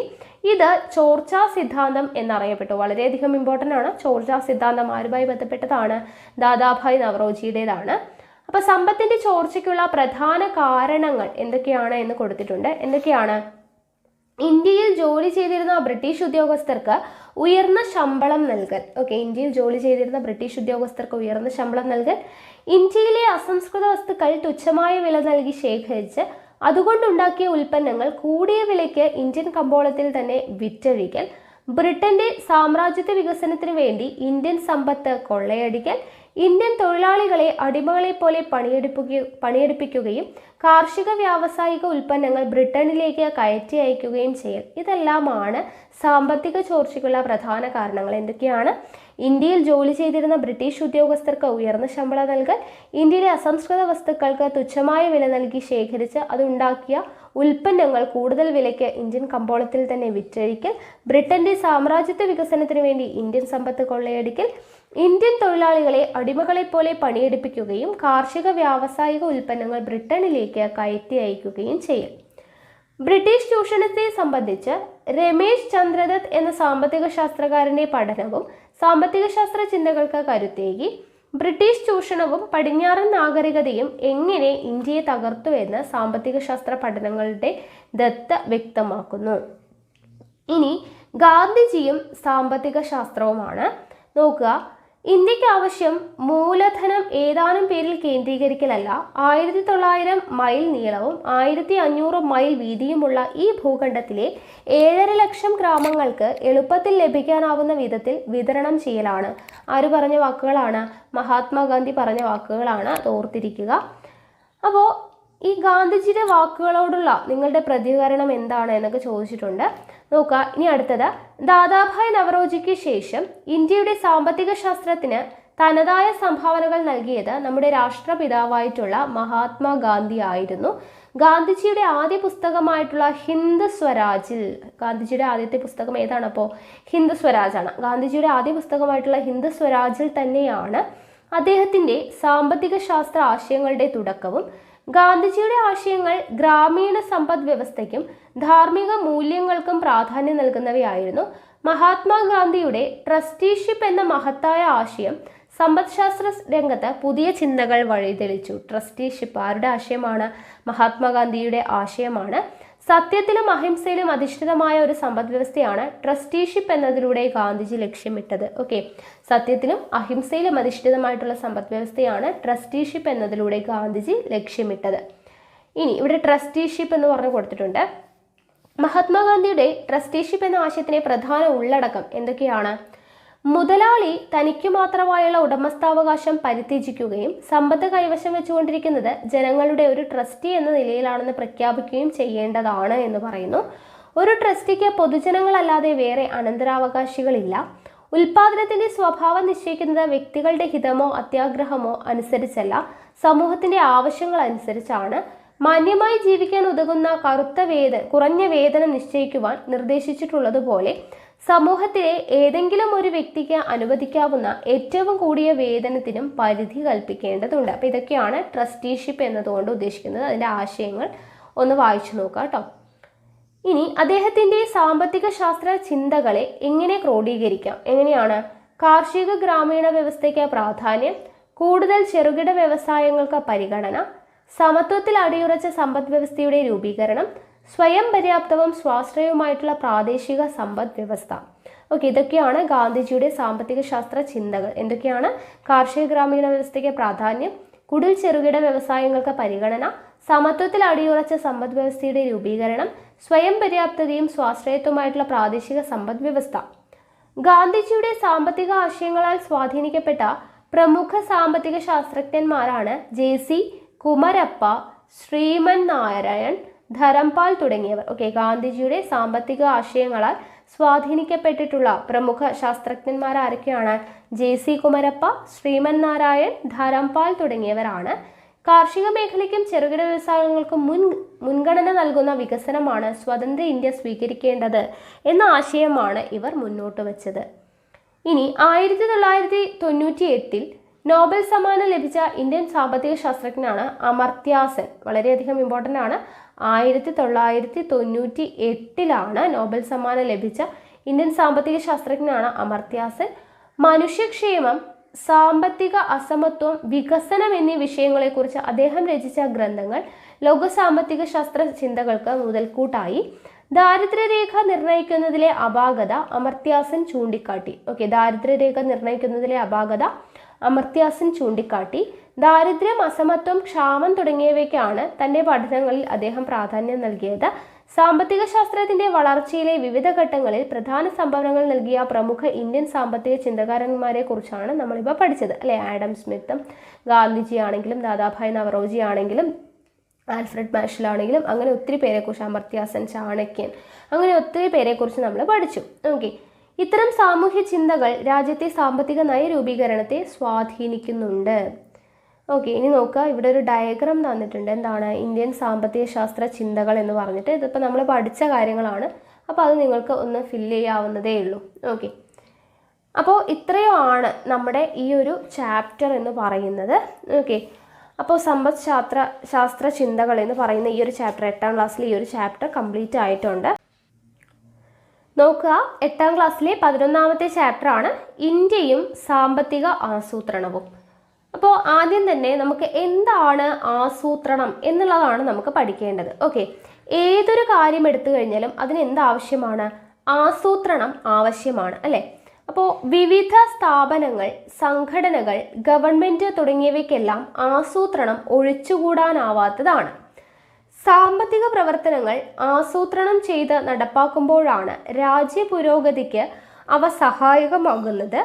ലഭ്യമായ വിഭവങ്ങൾ ഉപയോഗപ്പെടുത്തി സമൂഹത്തിന്റെ പ്രധാന സാമ്പത്തിക ലക്ഷ്യങ്ങൾ നേടാൻ നടത്തുന്ന മുന്നൊരുക്കത്തെയാണ് സാമ്പത്തിക ആസൂത്രണം എന്ന് പറയുന്നത്. അപ്പോൾ എന്താണ് സാമ്പത്തിക ആസൂത്രണം? ലഭ്യമായ വിഭവങ്ങൾ ഉപയോഗപ്പെടുത്തി, ലഭ്യമായ വിഭവങ്ങൾ ഉപയോഗപ്പെടുത്തി സമൂഹത്തിന്റെ പ്രധാന സാമ്പത്തിക ലക്ഷ്യങ്ങൾ നേടാൻ നടത്തുന്ന മുന്നൊരുക്കത്തെയാണ് എന്തെന്ന് പറയുന്നത്? സാമ്പത്തിക ആസൂത്രണം എന്ന് പറയുന്നത്. സാമ്പത്തിക വളർച്ചയെ ത്വരിതപ്പെടുത്തുന്നതിൽ സാമ്പത്തിക ആസൂത്രണം എന്ത് ചെയ്യുന്നുണ്ട്? സുപ്രധാന പങ്ക് വഹിക്കുന്നുണ്ട്. അപ്പോൾ സാമ്പത്തിക ആസൂത്രണം എന്താണ് എന്ന് മനസ്സിലായില്ലേ? ഇനി ആസൂത്രണത്തിന്റെ നാൾ വഴി എന്ന് പറഞ്ഞു കൊടുത്തിട്ടുണ്ട്. അപ്പോൾ നമ്മൾ ഒരു ഓർഡറിലാണ് പഠിക്കുന്നത്. അപ്പോൾ അതേ ഓർഡറിൽ തന്നെ നിങ്ങൾ നമ്മുടെ കൂടെ പഠിച്ചു പോയി കഴിഞ്ഞാൽ വളരെ ഈസി ആയിട്ട് നമുക്ക് എന്താണ് എക്കണോമിക്സ് എന്നുള്ളത് നമുക്ക് ഒരു ഐഡിയ കിട്ടും. ഓക്കെ, നോക്കുക, സ്വാതന്ത്ര്യം ലഭിക്കുന്നതിന് മുൻപ് തന്നെ സാമ്പത്തിക ആസൂത്രണത്തിന് ഇന്ത്യയിൽ തുടക്കം കുറിച്ചിരുന്നു. ദാദാഭായ് നവറോജിയുടെ ചോർച്ചാ സിദ്ധാന്തത്തെക്കുറിച്ച് നമ്മളിപ്പോൾ പറഞ്ഞല്ലോ അല്ലേ. അപ്പോൾ ബ്രിട്ടീഷ് ചൂഷണവും ഇന്ത്യയുടെ വികസന മുരടിപ്പും എങ്ങനെ തരണം ചെയ്യാം എന്നതായിരുന്നു 1931 ഇന്ത്യൻ നാഷണൽ കോൺഗ്രസ് കറാച്ചി സമ്മേളനത്തിലെ പ്രധാന ചർച്ചാ വിഷയം. ഓക്കെ, അപ്പോൾ ബ്രിട്ടീഷ് ചൂഷണവും ഇന്ത്യയുടെ വികസന മുരടിപ്പും എങ്ങനെ തരണം ചെയ്യാം എന്നതായിരുന്നു. നമ്മൾ ഈ കാര്യങ്ങളൊക്കെ +1 എക്കണോമിക്സ് വളരെ ഡീറ്റെയിൽഡ് ആയിട്ട് പഠിച്ചതാണ്. അപ്പോൾ ആ ഒരു ക്ലാസ് കണ്ടവർക്ക് ഇത് വളരെ എളുപ്പമായിട്ട് തോന്നും. ഓക്കെ, അപ്പോൾ ഇന്ത്യയുടെ വികസന മുരടിപ്പ് എങ്ങനെ തരണം ചെയ്യാം എന്നുള്ളതായിരുന്നു എന്തിൻ്റെ 1931 ഇന്ത്യൻ നാഷണൽ കോൺഗ്രസ് കറാച്ചി സമ്മേളനത്തിലെ പ്രധാന ചർച്ചാ വിഷയം. ഇതിനെ തുടർന്ന് ജവഹർലാൽ നെഹ്റുവിൻ്റെ നേതൃത്വത്തിൽ 1938 ദേശീയ ആസൂത്രണ സമിതി നാഷണൽ പ്ലാനിംഗ് കമ്മിറ്റി രൂപീകരിച്ചു. ഓക്കെ, 1938 ജവഹർലാൽ നെഹ്റുവിൻ്റെ നേതൃത്വത്തിൽ എന്ത് വരുന്നത്, ദേശീയ ആസൂത്രണ സമിതി വരുന്നത്, രൂപീകരിക്കുന്നത്. 1944 ഇന്ത്യയിലെ ഒരു സംഘം വ്യവസായികൾ ബോംബെ നഗരത്തിൽ സമ്മേളിച്ച് ഇന്ത്യയുടെ സാമ്പത്തിക വികസനത്തിന് വേണ്ടി ഒരു പദ്ധതി തയ്യാറാക്കി. ഇതാണ് ബോംബെ പദ്ധതി എന്നറിയപ്പെടുന്നത്. ഓക്കെ, അപ്പം ദേശീയ ആസൂത്രണ സമിതി 1938, 1944 എന്ത്, ബോംബെ പദ്ധതി. എന്താണ് ബോംബെ പദ്ധതി എന്ന് പറയുന്നത്? ഇന്ത്യയിലെ ഒരു സംഘം വ്യവസായികൾ ബോംബെ നഗരത്തിൽ സമ്മേളിച്ച് ഇന്ത്യയുടെ സാമ്പത്തിക വികസനത്തിന് വേണ്ടി കൊണ്ടുവന്ന ഒരു പദ്ധതിയാണ് ബോംബെ പദ്ധതി എന്നറിയപ്പെടുന്നത്. പ്രമുഖ സാമൂഹിക പ്രവർത്തകനായിട്ടുള്ള MN റോയ് ആവിഷ്കരിച്ച ജനകീയ പദ്ധതിയും ഇന്ത്യയുടെ ആസൂത്രണ ആശയങ്ങൾക്ക് കരുത്തേകി. അപ്പോൾ ജനകീയ പദ്ധതി ആവിഷ്കരിച്ചത് ആരാണ്? MN റോയ് ആണ്. MN റോയ് ആണ് ജനകീയ പദ്ധതി ആവിഷ്കരിച്ചത്. അപ്പോൾ അതും ഇന്ത്യയുടെ ആസൂത്രണ ആശയങ്ങൾക്ക് കരുത്തേകി. 1948 സ്വതന്ത്ര ഭാരതത്തിൽ ആദ്യമായി വ്യാവസായിക നയം രൂപീകരിച്ചത് ആസൂത്രണത്തിലൂടെ ഇന്ത്യയുടെ വികസനം എന്ന ലക്ഷ്യത്തിന് കരുത്തേകി. അപ്പോൾ വ്യാവസായിക നയം ആദ്യമായിട്ട് രൂപീകരിച്ചത് എപ്പോഴാണ്? 1948 ആസൂത്രണത്തിലൂടെ ഇന്ത്യയുടെ വികസനം എന്ന ലക്ഷ്യത്തിന് കരുത്തേകി. ഇന്ത്യയുടെ സാമ്പത്തിക ആസൂത്രണത്തിന് വ്യക്തമായ മാർഗനിർദ്ദേശങ്ങൾ നൽകിയ വിശ്വേശ്വരയ്യ ഇന്ത്യൻ ആസൂത്രണത്തിന്റെ പിതാവ് എന്നറിയപ്പെടുന്നു. അപ്പോൾ ഇന്ത്യൻ ആസൂത്രണത്തിന്റെ പിതാവ് എന്നറിയപ്പെടുന്ന ആരാണ്? വിശ്വേശ്വരയ്യാണ്. ഇന്ത്യൻ ആസൂത്രണത്തിന്റെ പിതാവ് വിശ്വേശ്വരയ്യാണ്. ഇന്ത്യയുടെ ആസൂത്രിത സമ്പദ് വ്യവസ്ഥ പ്ലാൻഡ് എക്കണോമി ഓഫ് ഇന്ത്യ എന്ന വിഖ്യാതമായ ഗ്രന്ഥം രചിച്ചത് വിശ്വേശ്വരയ്യാണ്. ഓക്കെ, അപ്പം വിശ്വേശ്വരയ്യയുടെ വിഖ്യാതമായ ഗ്രന്ഥം ഏതാണ്? ഇന്ത്യയുടെ ആസൂത്രിത സമ്പദ് വ്യവസ്ഥ പ്ലാൻഡ് എക്കണോമി ഓഫ് ഇന്ത്യ. ആരുടേതാണ്? വിശ്വേശ്വരയ്യയുടേതാണ്. 1950 മാർച്ച് 15 കേന്ദ്രമന്ത്രിസഭ ഒരു പ്രമേയത്തിലൂടെ ആസൂത്രണ കമ്മീഷൻ രൂപം നൽകി. 1950 മാർച്ച് 15 ആസൂത്രണ കമ്മീഷന് രൂപം നൽകുന്നത്. ഓക്കെ, അപ്പോൾ ഇവിടെ കുറേ വർഷങ്ങൾ കൊടുത്തിട്ടുണ്ട്, അതൊന്ന് ഫില്ല് ചെയ്യാനാണ് പറഞ്ഞിട്ടുള്ളത്. അപ്പോൾ 1937 നമ്മൾ പഠിച്ചു ദേശീയ ആസൂത്രണ സമിതിയാണ്. 1944 എന്താണ്? ബോംബെ പദ്ധതി എന്ന് പഠിച്ചു അല്ലേ. ദെൻ 1948 എന്താണ് നമ്മൾ പഠിച്ചത്? 1948 ആദ്യമായിട്ട് വ്യാവസായിക നയം വരുന്നത് അല്ലേ. ആദ്യമായിട്ട് വ്യാവസായിക നയം വരുന്നത് 1948. 1950 എന്ത് വരുന്നത്? ആസൂത്രണ കമ്മീഷന്റെ രൂപീകരണം. അപ്പോൾ ഇതൊന്ന് പഠിച്ചു വെക്കുക, ഓരോ വർഷത്തിലും എന്താണ് നടന്നത് എന്നുള്ളത്. ഓക്കെ, ഇനി ഇന്ത്യൻ സാമ്പത്തികാസൂത്രണത്തിന്റെ ലക്ഷ്യങ്ങൾ എന്തൊക്കെയാണ് എന്ന് കൊടുത്തിട്ടുണ്ട്. സമൂഹത്തിന്റെ പൊതുവായ ആവശ്യങ്ങളുടെ അടിസ്ഥാനത്തിലാണ് സാമ്പത്തിക ആസൂത്രണത്തിന്റെ ലക്ഷ്യങ്ങൾ നിശ്ചയിക്കുന്നത് അല്ലെ. സമൂഹത്തിന്റെ പൊതുവായ ആവശ്യങ്ങളുടെ അടിസ്ഥാനത്തിലാണ് സാമ്പത്തിക ആസൂത്രണത്തിന്റെ ലക്ഷ്യങ്ങൾ നിശ്ചയിക്കുന്നത്. അപ്പൊ ആസൂത്രണത്തിന്റെ പ്രധാനമായിട്ടുള്ള പൊതുവായിട്ടുള്ള ലക്ഷ്യങ്ങൾ എന്ന് പറയുന്നത് എന്തൊക്കെയാണ്? തുല്യത, വളർച്ച, ആധുനികവൽക്കരണം, സ്വാശ്രയത്വം. ഇത് നമ്മൾ പഠിച്ചതാണ് അല്ലേ +1 ക്ലാസ്സിൽ വളരെ ഡീറ്റെയിൽഡ് ആയിട്ട് പഠിച്ചു. വളർച്ച ഗ്രോത്ത്, ആധുനികവൽക്കരണം മോഡേണൈസേഷൻ, സ്വാശ്രയത്വം സെൽഫ് റിലയൻസ്, തുല്യത ഈക്വിറ്റി എന്ന് പറയുന്ന 4 ഇത് പഠിച്ചതാണ് ലക്ഷ്യം എന്ന് പറയുന്നത്. അപ്പോൾ ഈ ഓരോ ലക്ഷ്യവും എന്താണ് എന്നുള്ളത് വളരെ ഡീറ്റെയിൽഡ് ആയിട്ട് പറയുന്നുണ്ട്, നോക്കുക. ആദ്യത്തേത് വളർച്ച. അതായത് രാജ്യത്തെ മൊത്തം സാധനങ്ങളുടെയും സേവനങ്ങളുടെയും ഉൽപാദന വർധനവിനെയാണ് വളർച്ച എന്നതുകൊണ്ട് അർത്ഥമാക്കുന്നത്. ഓക്കെ, വളർച്ച എന്ന് പറഞ്ഞാൽ എന്താണ്? രാജ്യത്തെ മൊത്തം സാധനങ്ങളുടെയും സേവനങ്ങളുടെയും ഉൽപാദന വർധനവാണ് വളർച്ച എന്ന് പറയുന്നത്. സമ്പദ്ഘടനയിലെ പ്രാഥമികം, ദ്വിതീയം, തൃതീയം എന്നീ മേഖലകളെ കുറിച്ച് നമ്മൾ പഠിച്ചിട്ടുണ്ട് അല്ലെ. പ്രാഥമിക മേഖല കൃഷി അല്ലെ, കാർഷിക മേഖല. ദ്വിതീയ മേഖല എന്ന് പറഞ്ഞാൽ വ്യാവസായിക മേഖല. തൃതീയ മേഖല എന്ന് പറഞ്ഞാൽ സേവന മേഖല. നമ്മൾ മേഖലകളെ കുറിച്ച് പഠിച്ചതാണ്. അപ്പോൾ ഈ മേഖലകളിലെ ഉൽപാദന വർധനവിൻ്റെ അടിസ്ഥാനത്തിലാണ് വളർച്ച കണക്കാക്കുന്നത് അല്ലെ. 3 മേഖലയിലെയും ഉൽപാദന വർധനവിൻ്റെ അടിസ്ഥാനത്തിലാണ് വളർച്ച കണക്കാക്കുന്നത്. കാർഷിക വ്യാവസായിക മേഖലകളിലെ ഉൽപാദന വർധനവ്, ഗതാഗത വാർത്താവിനിമയ സൗകര്യങ്ങൾ, ആശുപത്രികൾ, ധനകാര്യ സ്ഥാപനങ്ങൾ, വിദ്യാഭ്യാസ സ്ഥാപനങ്ങൾ, കച്ചവട സ്ഥാപനങ്ങൾ, ഊർജോൽപാദനം, കയറ്റുമതി മുതലായവയിലുള്ള വർധനവ് തുടങ്ങിയവ ഇതിൽ ഉൾപ്പെടും. രാജ്യത്തിന്റെ പുരോഗതിക്ക് സഹായകമായതുകൊണ്ടാണ് വളർച്ച ആസൂത്രണത്തിന്റെ പ്രധാന ലക്ഷ്യമായിട്ട് കൈക്കൊണ്ടിട്ടുള്ളത്. ഓക്കെ, അപ്പോൾ വളർച്ച എന്ന് പറഞ്ഞാൽ എന്താണെന്ന് മനസ്സിലായല്ലോ. പ്രധാനമായും 3 മേഖലയിൽ, അതായത് പ്രാഥമിക മേഖല, ദ്വിതീയ മേഖല, തൃതീയ മേഖല, കാർഷിക മേഖല, വ്യാവസായിക മേഖല, സേവന മേഖല തുടങ്ങിയവയിലുള്ള വളർച്ച. അടുത്തത് ആധുനികവൽക്കരണം, മോഡേണൈസേഷൻ എന്ന് പറയുന്നത് എന്താണ്? അതായത് ആദ്യത്തെ ഇവിടെ 2 ചിത്രങ്ങൾ തമ്മിലുള്ള വ്യത്യാസം കൊടുത്തിട്ടുണ്ട്. ഒന്നില് നോക്കുക എങ്ങനെയാണ് ഉഴുതുന്നത്, കാളി ഉപയോഗിച്ചിട്ടാണ്. രണ്ടാമത്തേൽ ട്രാക്ടർ ഉപയോഗിച്ചിട്ടാണ് ചെയ്യുന്നത് അല്ലേ. അപ്പോൾ കൃഷി രീതിയിൽ എന്താണ് അവിടെ വ്യത്യസ്തതയുണ്ട്. അപ്പോൾ ചുവടെ നൽകിയിട്ടുള്ള സൂചനകളുടെ അടിസ്ഥാനത്തിൽ ഒന്നാമത്തെ ചിത്രത്തിലെ കൃഷിയും രണ്ടാമത്തെ കൃഷിയും തമ്മിലുള്ള താരതമ്യം എന്താണ്? സമയലാഭം അല്ലേ. നമ്മൾ മെഷീൻസ് ഉപയോഗിക്കുമ്പോൾ അതിനനുസരിച്ചിട്ടുള്ള സമയലാഭം, യന്ത്രത്തിന്റെ ഉപയോഗം, അധ്വാന ഭാരത്തിന്റെ ലഘൂകരണം, ഇങ്ങനെയുള്ള മാറ്റങ്ങളൊക്കെ വരുന്നുണ്ട്. യന്ത്രങ്ങളും സാങ്കേതിക വിദ്യയും വികാസം പ്രാപിച്ചത് ഉൽപാദന വർധനവിനും മനുഷ്യപ്രയത്നത്തിന്റെ ലഘൂകരണത്തിനും കാരണമായി. നൂതന സാങ്കേതിക വിദ്യ ഉപയോഗപ്പെടുത്തലാണ് ആധുനികവൽക്കരണം. ഓക്കെ, നമ്മൾ ചെയ്യുന്ന ഉൽപാദനം അല്ലെങ്കിൽ എന്താണോ നമ്മൾ ചെയ്യുന്നത് അതിൽ കൊണ്ടുവരുന്ന നൂതന സാങ്കേതിക വിദ്യ അതിൽ പ്രയോഗിക്കുക, അതാണ് എന്തെന്ന് പറയുന്നത്? ആധുനികവൽക്കരണം എന്ന് പറയുന്നത്. അപ്പോൾ ആധുനികവൽക്കരണം ചരക്കു നീക്കവും യാത്രയും എന്താക്കി? വേഗത്തിലാക്കി. ഇത് സമയലാഭവും അതിലൂടെ സാമ്പത്തിക നേട്ടവും ഉണ്ടാക്കി. ആധുനിക വാർത്താവിനിമയ സൗകര്യങ്ങൾ ജീവിത നിലവാരവും സുരക്ഷിതത്വവും വർദ്ധിക്കുന്നതിനും ഗവൺമെന്റിന്റെ സേവനങ്ങൾ വളരെ പെട്ടെന്ന് തന്നെ ജനങ്ങളിലേക്ക് എത്തിക്കുന്നതിനും ഉപകരിച്ചു. ആധുനികവൽക്കരണം നൂതന സാങ്കേതിക വിദ്യയുടെ പ്രയോജനപ്പെടുത്തൽ മാത്രമല്ല, സമൂഹത്തിന്റെ കാഴ്ചപ്പാടിലുള്ള മാറ്റം കൂടിയാണ്. സ്ത്രീകളുടെ അവകാശ സംരക്ഷണം, സാമൂഹ്യ സുരക്ഷിതത്വം, പുതിയ സാമൂഹ്യ മാറ്റങ്ങൾ തുടങ്ങിയവയും ആധുനികവൽക്കരണത്തിന്റെ ഭാഗമാണ്. ഓക്കെ, സ്ത്രീകളുടെ അവകാശ സംരക്ഷണം, സാമൂഹ്യ സുരക്ഷിതത്വം, പുതിയ സാമൂഹിക മാറ്റങ്ങൾ, അതായത് നമ്മൾ +1 ക്ലാസ്സിൽ പഠിച്ചു പുതിയ യന്ത്രങ്ങൾ കൊണ്ടുവരിക അല്ലെങ്കിൽ പുതിയ ടെക്നിക്സ് ഉപയോഗിക്കുക എന്നുള്ളത് മാത്രമല്ല. ആധുനികവൽക്കരണം എന്ന് പറഞ്ഞാൽ അതായത് ഒരു പുതുമ കൊണ്ടുവരിക, നമ്മുടെ കാഴ്ചപ്പാടിലും ഒരു പുതുമ കൊണ്ടുവരിക. സ്ത്രീകളെ വീട്ടിനകത്ത് തളച്ചിടാതെ പുരുഷന്മാരെ പോലെ പുറത്തുപോയി ജോലി ചെയ്യാനും അങ്ങനെയുള്ള എല്ലാ കാര്യങ്ങളിലും നമ്മുടെ ചിന്തകൾക്കും ഒരു പുതിയ മാറ്റം കൊണ്ടുവരിക, പുതിയ സാമൂഹിക മാറ്റങ്ങൾ കൊണ്ടുവരിക. ഇതെല്ലാം ആധുനികവൽക്കരണത്തിന്റെ ഭാഗമാണ് എന്നുള്ളതാണ് പറയുന്നത്. ഓക്കെ, അടുത്തത് സ്വാശ്രയത്വം, സെൽഫ് റിലയൻസ് എന്ന് പറയുന്നത് എന്താണ്? അതായത് നമ്മുടെ വീടുകളിലൊക്കെ അടുക്കളത്തോട്ടങ്ങൾ കാണാറുണ്ട് അല്ലേ. അപ്പോൾ ചെറിയ തോതിലെങ്കിലും കൃഷി ചെയ്യുന്നവർക്ക് പച്ചക്കറിയുടെ കാര്യത്തിൽ മറ്റുള്ളവരെ കൂടുതലായിട്ട് ആശ്രയിക്കേണ്ടി വരുന്നില്ല. സാമ്പത്തിക ലാഭവും മനുഷ്യവിഭവശേഷിയുടെ പ്രയോജനപ്പെടുത്തലും ഇതിലൂടെ സാധ്യമാകുന്നു. സ്വാതന്ത്ര്യം ലഭിക്കുമ്പോൾ നമ്മുടെ രാജ്യത്തിന്റെ ഭക്ഷ്യധാന്യ ഉൽപാദനത്തിന്റെ അവസ്ഥ നമ്മൾ എന്താണെന്നുള്ളത് പഠിച്ചിട്ടുണ്ട് അല്ലേ. ഭക്ഷ്യധാന്യങ്ങൾക്കായുള്ള വിദേശ ആശ്രയത്വം കൂടുതൽ ദാരിദ്ര്യത്തിന് കാരണമായി. ലഭ്യമായ വിഭവങ്ങൾ ഉപയോഗിച്ച് ഇന്ത്യയുടെ മാനവശേഷി പ്രയോജനപ്പെടുത്തി കൃഷിയും വ്യവസായത്തിലും സേവന മേഖലയിലും സ്വയം പര്യാപ്തത നേടാനും വിദേശ ആശ്രയത്വം ഇല്ലാതാക്കാനുമാണ് സ്വാശ്രയത്വം ലക്ഷ്യമാക്കുന്നത്.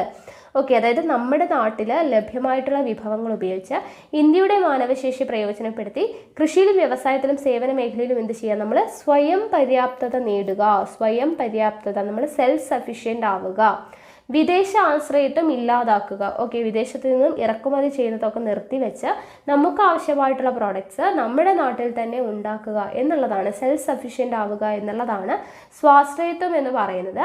അടിസ്ഥാന വ്യവസായങ്ങൾ, ഊർജോൽപാദനം എന്നിവയിലെ സ്വയം പര്യാപ്തത രാജ്യത്തെ സാമ്പത്തിക വളർച്ചയ്ക്ക് സഹായകമാകും. ഓക്കെ, അപ്പോൾ അതാണ് സ്വയം പര്യാപ്തത അല്ലെങ്കിൽ സ്വാശ്രയത്വം എന്ന് പറയുന്നത്. വിദേശ രാജ്യങ്ങളെ ഒന്നിനും വേണ്ടി ആശ്രയിക്കാതെ നമുക്ക് വേണ്ട സാധനങ്ങളൊക്കെ നമ്മുടെ നാട്ടിൽ തന്നെ ഉൽപ്പാദിപ്പിക്കുക എന്നുള്ളതാണ്. ഓക്കെ, അടുത്തത് തുല്യത. അതായത് നമുക്കറിയാം നമ്മുടെ അടിസ്ഥാനമായിട്ടുള്ള ആവശ്യങ്ങൾ എന്തൊക്കെയാണ്? ആഹാരം, വസ്ത്രം, പാർപ്പിടം, സാക്ഷരത, ഇതൊക്കെയാണ് നമുക്ക് അടിസ്ഥാനമായിട്ട് വേണ്ട ആവശ്യങ്ങൾ. അപ്പോൾ ഇന്ത്യയിലെ എല്ലാ പൗരന്മാർക്കും അടിസ്ഥാന ആവശ്യങ്ങളായിട്ടുള്ള ആഹാരം, വസ്ത്രം, പാർപ്പിടം, വിദ്യാഭ്യാസം, കുടിവെള്ളം, ആരോഗ്യരക്ഷ തുടങ്ങിയവ നിറവേറുകയും സമ്പത്തിന്റെ നീതിപൂർവമായിട്ടുള്ള വിതരണം സാധ്യമാവുകയും ചെയ്യുക എന്നതാണ് തുല്യതയുടെ ലക്ഷ്യം. ഓക്കെ, അപ്പോൾ പണക്കാർ വേറെ, പാവപ്പെട്ടവർ വേറെ എന്നിങ്ങനെ ഇരിക്കാതെ എല്ലാവർക്കും, ഓക്കെ, സമൂഹത്തിലെ എല്ലാ ജനങ്ങൾക്കും തുല്യമായിട്ട് എല്ലാവർക്കും അടിസ്ഥാന സൗകര്യങ്ങൾ ലഭ്യമാക്കുക എന്നുള്ളതാണ് തുല്യത കൊണ്ട് ഉദ്ദേശിക്കുന്നത്. വളർച്ചയും ആധുനികവൽക്കരണവും സ്വാശ്രയത്വവും പൂർണ്ണമായും ജനങ്ങൾക്ക് പ്രയോജനപ്പെടുത്തണമെങ്കിൽ തുല്യത ഉറപ്പാക്കേണ്ടത് എന്താണ്? അനിവാര്യമാണ്. ഓക്കെ, അപ്പോൾ എന്താണ് 3 ലക്ഷ്യങ്ങൾ, ആസൂത്രണത്തിൻ്റെ 3 ലക്ഷ്യങ്ങൾ, 4 ലക്ഷ്യങ്ങൾ എന്നുള്ളത് നമ്മളിപ്പോൾ പഠിച്ചു. ഇനി ആസൂത്രണ കമ്മീഷനും പഞ്ചവത്സര പദ്ധതികളെക്കുറിച്ചാണ് പഠിക്കാനായിട്ട് പോകുന്നത്. അപ്പോൾ നമ്മളിപ്പോൾ പറഞ്ഞിട്ടുള്ള എല്ലാ ലക്ഷ്യങ്ങളും ഫലപ്രാപ്തിയിൽ എത്തിക്കുന്നതിനുള്ള പദ്ധതികൾ തയ്യാറാക്കാൻ വേണ്ടിയിട്ടാണ് നമ്മൾ പറഞ്ഞു 1950 മാർച്ച് 15 കേന്ദ്രമന്ത്രിസഭ ഒരു പ്രമേയത്തിലൂടെ എന്ത് രൂപം നൽകുന്നത്? ആസൂത്രണ കമ്മീഷന് രൂപം നൽകുന്നത്. നമ്മളിപ്പോൾ പറഞ്ഞ ആസൂത്രണത്തിന് 4 ലക്ഷ്യങ്ങളായിട്ടുള്ള വളർച്ച, ആധുനികവൽക്കരണം, സ്വാശ്രയത്വം, തുല്യത, ഇതെല്ലാം ഫലപ്രാപ്തിയിൽ എത്തിക്കുന്നതിന് വേണ്ടിയിട്ടാണ് 1950 മാർച്ച് 15 എന്തിന് രൂപം നൽകുന്നത്? ആസൂത്രണ കമ്മീഷന് രൂപം നൽകുന്നത്. പ്രധാനമന്ത്രി അധ്യക്ഷനും ഒരു മുഴുവൻ സമയ ഉപാധ്യക്ഷനും ഒരു കേന്ദ്ര ക്യാബിനറ്റ് നിയമിക്കുന്ന കമ്മീഷൻ അംഗങ്ങളും ചേരുന്ന സമിതിയായിരുന്നു ആസൂത്രണ കമ്മീഷൻ. അപ്പോൾ ആസൂത്രണ കമ്മീഷന്റെ അധ്യക്ഷൻ പ്രധാനമന്ത്രിയാണ്. പിന്നെ ഒരു മുഴുവൻ സമയ ഉപാധ്യക്ഷൻ ഉണ്ടാവും, കേന്ദ്ര ക്യാബിനറ്റ് നിയമിക്കുന്ന കമ്മീഷൻ അംഗങ്ങളുണ്ടാവും. ഇവരെല്ലാം ചേർന്നതാണ് ആസൂത്രണ കമ്മീഷൻ. സോവിയറ്റ് യൂണിയൻ നടപ്പാക്കിയ ദേശീയ ആസൂത്രണത്തിന്റെ മാതൃകയാണ് ഇന്ത്യ സ്വീകരിച്ചത്. അപ്പോൾ ആസൂത്രണ കമ്മീഷൻ എന്ന് പറയുന്ന ആ ഒരു ആശയം എവിടെ നിന്നാണ് ഇന്ത്യ കടം കൊണ്ടത്? സോവിയറ്റ് യൂണിയനിൽ നിന്നാണ് എന്നുള്ളത് ഓർത്തിരിക്കുക. ഇന്ത്യൻ ജനാധിപത്യത്തിനും മിശ്ര സമ്പദ് വ്യവസ്ഥയ്ക്കും അനുസരിച്ചുള്ള മാറ്റങ്ങൾ വരുത്തി നടപ്പാക്കാനാണ് ആസൂത്രണ കമ്മീഷൻ തീരുമാനിച്ചത്. പഞ്ചവത്സര പദ്ധതിയാണ് ആസൂത്രണ കമ്മീഷൻ പദ്ധതികൾ വിഭാവനം ചെയ്തത്. ഓക്കെ, പഞ്ചവത്സര പദ്ധതികളാണ് വിഭാവനം ചെയ്തത്. അതായത് ഒരു പ്രത്യേക മേഖലയ്ക്ക് മുൻഗണന നൽകി 5 വർഷം കൊണ്ട് ലക്ഷ്യം നേടുക എന്നതാണ് പഞ്ചവത്സര പദ്ധതികളുടെ ഉദ്ദേശം. പഞ്ചവത്സര പദ്ധതികളാണ്. അപ്പോൾ 5 വർഷം കൊണ്ട് ഒരു പ്രത്യേക മേഖലയ്ക്ക് മുൻഗണന നൽകി അതിനെ ലക്ഷ്യസ്ഥാനത്തേക്ക് എത്തിക്കുക, ലക്ഷ്യം നേടുക എന്നുള്ളതാണ് പഞ്ചവത്സര പദ്ധതി കൊണ്ട് ഉദ്ദേശിക്കുന്നത്. ഓക്കെ, ഇനി ജവഹർലാൽ നെഹ്റുവിൻ്റെ വാക്കുകൾ നോക്കാം. അണക്കെട്ടുകൾ ഇന്ത്യയുടെ വികസനത്തിൻ്റെ മഹാക്ഷേത്രങ്ങളാണ്. ജവഹർലാൽ നെഹ്റുവിൻ്റെ വാക്കുകളാണ്, ഓർത്തിരിക്കുക കേട്ടോ. അണക്കെട്ടുകൾ ഇന്ത്യയുടെ വികസനത്തിൻ്റെ മഹാക്ഷേത്രങ്ങളാണ്. ഇനി നോക്കുക, ഭക്രാനങ്കൽ അണക്കെട്ടിൻ്റെ ഉദ്ഘാടന വേളയിലെ ഒരു ചിത്രമാണ് മുകളിൽ തന്നിട്ടുള്ളത്. 1ാം പഞ്ചവത്സര പദ്ധതി കാലത്ത് അനുബന്ധ അടിസ്ഥാന മേഖലയുടെ വികസനത്തിനായി ഇന്ത്യയിൽ വൻകിട ജലസേചന പദ്ധതികൾ സ്ഥാപിക്കുകയുണ്ടായി. ഭക്രാനങ്കൽ അണക്കെട്ടിൻ്റെ ഉദ്ഘാടന ചടങ്ങിലെ നെഹ്റുവിൻ്റെ വാക്കുകൾ വൻകിട ജലസേചന പദ്ധതികൾക്ക് ഇന്ത്യയുടെ വികസനത്തിൽ എത്രത്തോളം പ്രാധാന്യമുണ്ടെന്ന് വ്യക്തമാക്കുന്നു. 1951-56 കാലഘട്ടത്തിൽ കാർഷിക മേഖലയ്ക്ക് പ്രഥമ പരിഗണന നൽകിക്കൊണ്ടാണ് നടപ്പിലാക്കിയത്. 1956-61 2ാം പഞ്ചവത്സര പദ്ധതി വ്യാവസായിക മേഖലയ്ക്കും 61-66 3ാം പഞ്ചവത്സര പദ്ധതി ഭക്ഷ്യ സ്വയം പര്യാപ്തതയ്ക്കും ഊന്നൽ നൽകി. അപ്പോൾ ഓരോ കാലഘട്ടത്തിലാണ് പറയുന്നത്. 1951-56 ആദ്യ പഞ്ചവത്സര പദ്ധതി, ഒന്നാമത്തേത് 1951 തുടങ്ങുന്നത്. 5 വർഷ കാലയളവാണ്. സോ 56 വരെ ഉണ്ടാവും. അപ്പോൾ 51-56 കാലഘട്ടത്തിൽ കാർഷിക മേഖലയ്ക്ക് പ്രഥമ പരിഗണന നൽകിക്കൊണ്ടാണ് പഞ്ചവത്സര പദ്ധതി നടപ്പിലാക്കിയത്. അപ്പോൾ ഒന്നാമത്തേത് എന്തിനാണ് ഇമ്പോർട്ടൻസ് കൊടുത്തത്? കാർഷിക മേഖലയ്ക്ക്. ഇനി രണ്ടാമത്തേത് 56 മുതൽ 61 വരെയാണ് 2ാം പഞ്ചവത്സര പദ്ധതി. എന്തിനാണ് ഇമ്പോർട്ടൻസ് കൊടുത്തത്? വ്യാവസായിക മേഖലയ്ക്കാണ്. ദെൻ 61 മുതൽ 66 വരെയുള്ള 3ാം പഞ്ചവത്സര പദ്ധതി ഭക്ഷ്യ സ്വയം പര്യാപ്തതയ്ക്കാണ് ഊന്നൽ നൽകിയത്. ഓക്കെ, പഞ്ചവത്സര പദ്ധതികൾ ഇമ്പോർട്ടൻ്റ് ആണ്. കാർഷിക മേഖലയുടെ പുരോഗതിയും ഭക്ഷ്യ സ്വയം പര്യാപ്തതയും ലക്ഷ്യമിട്ടുകൊണ്ട് ഒരു മാറ്റത്തിന് തുടക്കം കുറിച്ചു. 1960 മുതൽ 70 വരെയുള്ള 1ാം ഘട്ടത്തിനും 1970 മുതൽ 1980 വരെയുള്ള 2ാം ഘട്ടത്തിലുമായി നടന്ന കാർഷിക രംഗത്തെ ഈ മാറ്റം ഹരിത വിപ്ലവം എന്നാണ് അറിയപ്പെടുന്നത്. ഓക്കെ, അപ്പോൾ 1960 മുതൽ 70 വരെയുള്ള 1ാം ഘട്ടത്തിലും 1970 മുതൽ 1980 വരെയുള്ള 2ാം ഘട്ടത്തിലുമായി നടന്ന കാർഷിക രംഗത്തെ മാറ്റം അറിയപ്പെടുന്ന പേരാണ് എന്ത്? ഹരിത വിപ്ലവം എന്നറിയപ്പെടുന്നത്. അത്യുൽപാദന ശേഷിയുള്ള വിത്തിനങ്ങൾ, ജലസേചന സൗകര്യങ്ങൾ, രാസവളം, കീടനാശിനികൾ, കുറഞ്ഞ പലിശയിൽ സാമ്പത്തിക സഹായം എന്നിവ ഉപയോഗപ്പെടുത്തി കാർഷിക ഉൽപാദനത്തിൽ വരുത്തിയ ഗണ്യമായ പുരോഗതിയാണ് ഹരിത വിപ്ലവം. അപ്പോൾ ഹരിത വിപ്ലവം എന്ന് പറഞ്ഞാൽ എന്താണ്? അത്യുൽപാദന ശേഷിയുള്ള വിത്തിനങ്ങൾ, അതായത് നല്ല രീതിയിൽ തന്നെ നമുക്ക് ഉൽപ്പാദിപ്പിക്കാൻ കഴിയുന്ന ഹൈ ഈൽഡിങ് സീഡ്സ്. ഓക്കെ, അത്യുൽപാദന ശേഷിയുള്ള വിത്തിനങ്ങൾ, ജലസേചന സൗകര്യങ്ങൾ, രാസവളം, കീടനാശിനികൾ, കുറഞ്ഞ പലിശയിൽ സാമ്പത്തിക സഹായം എന്നിവ ഉപയോഗപ്പെടുത്തി കാർഷിക ഉൽപാദനത്തിൽ വരുത്തിയ ഗണ്യമായ പുരോഗതിയാണ് എന്ത്? ഹരിത വിപ്ലവം അല്ലെങ്കിൽ ഗ്രീൻ റെവല്യൂഷൻ എന്നറിയപ്പെടുന്നത്.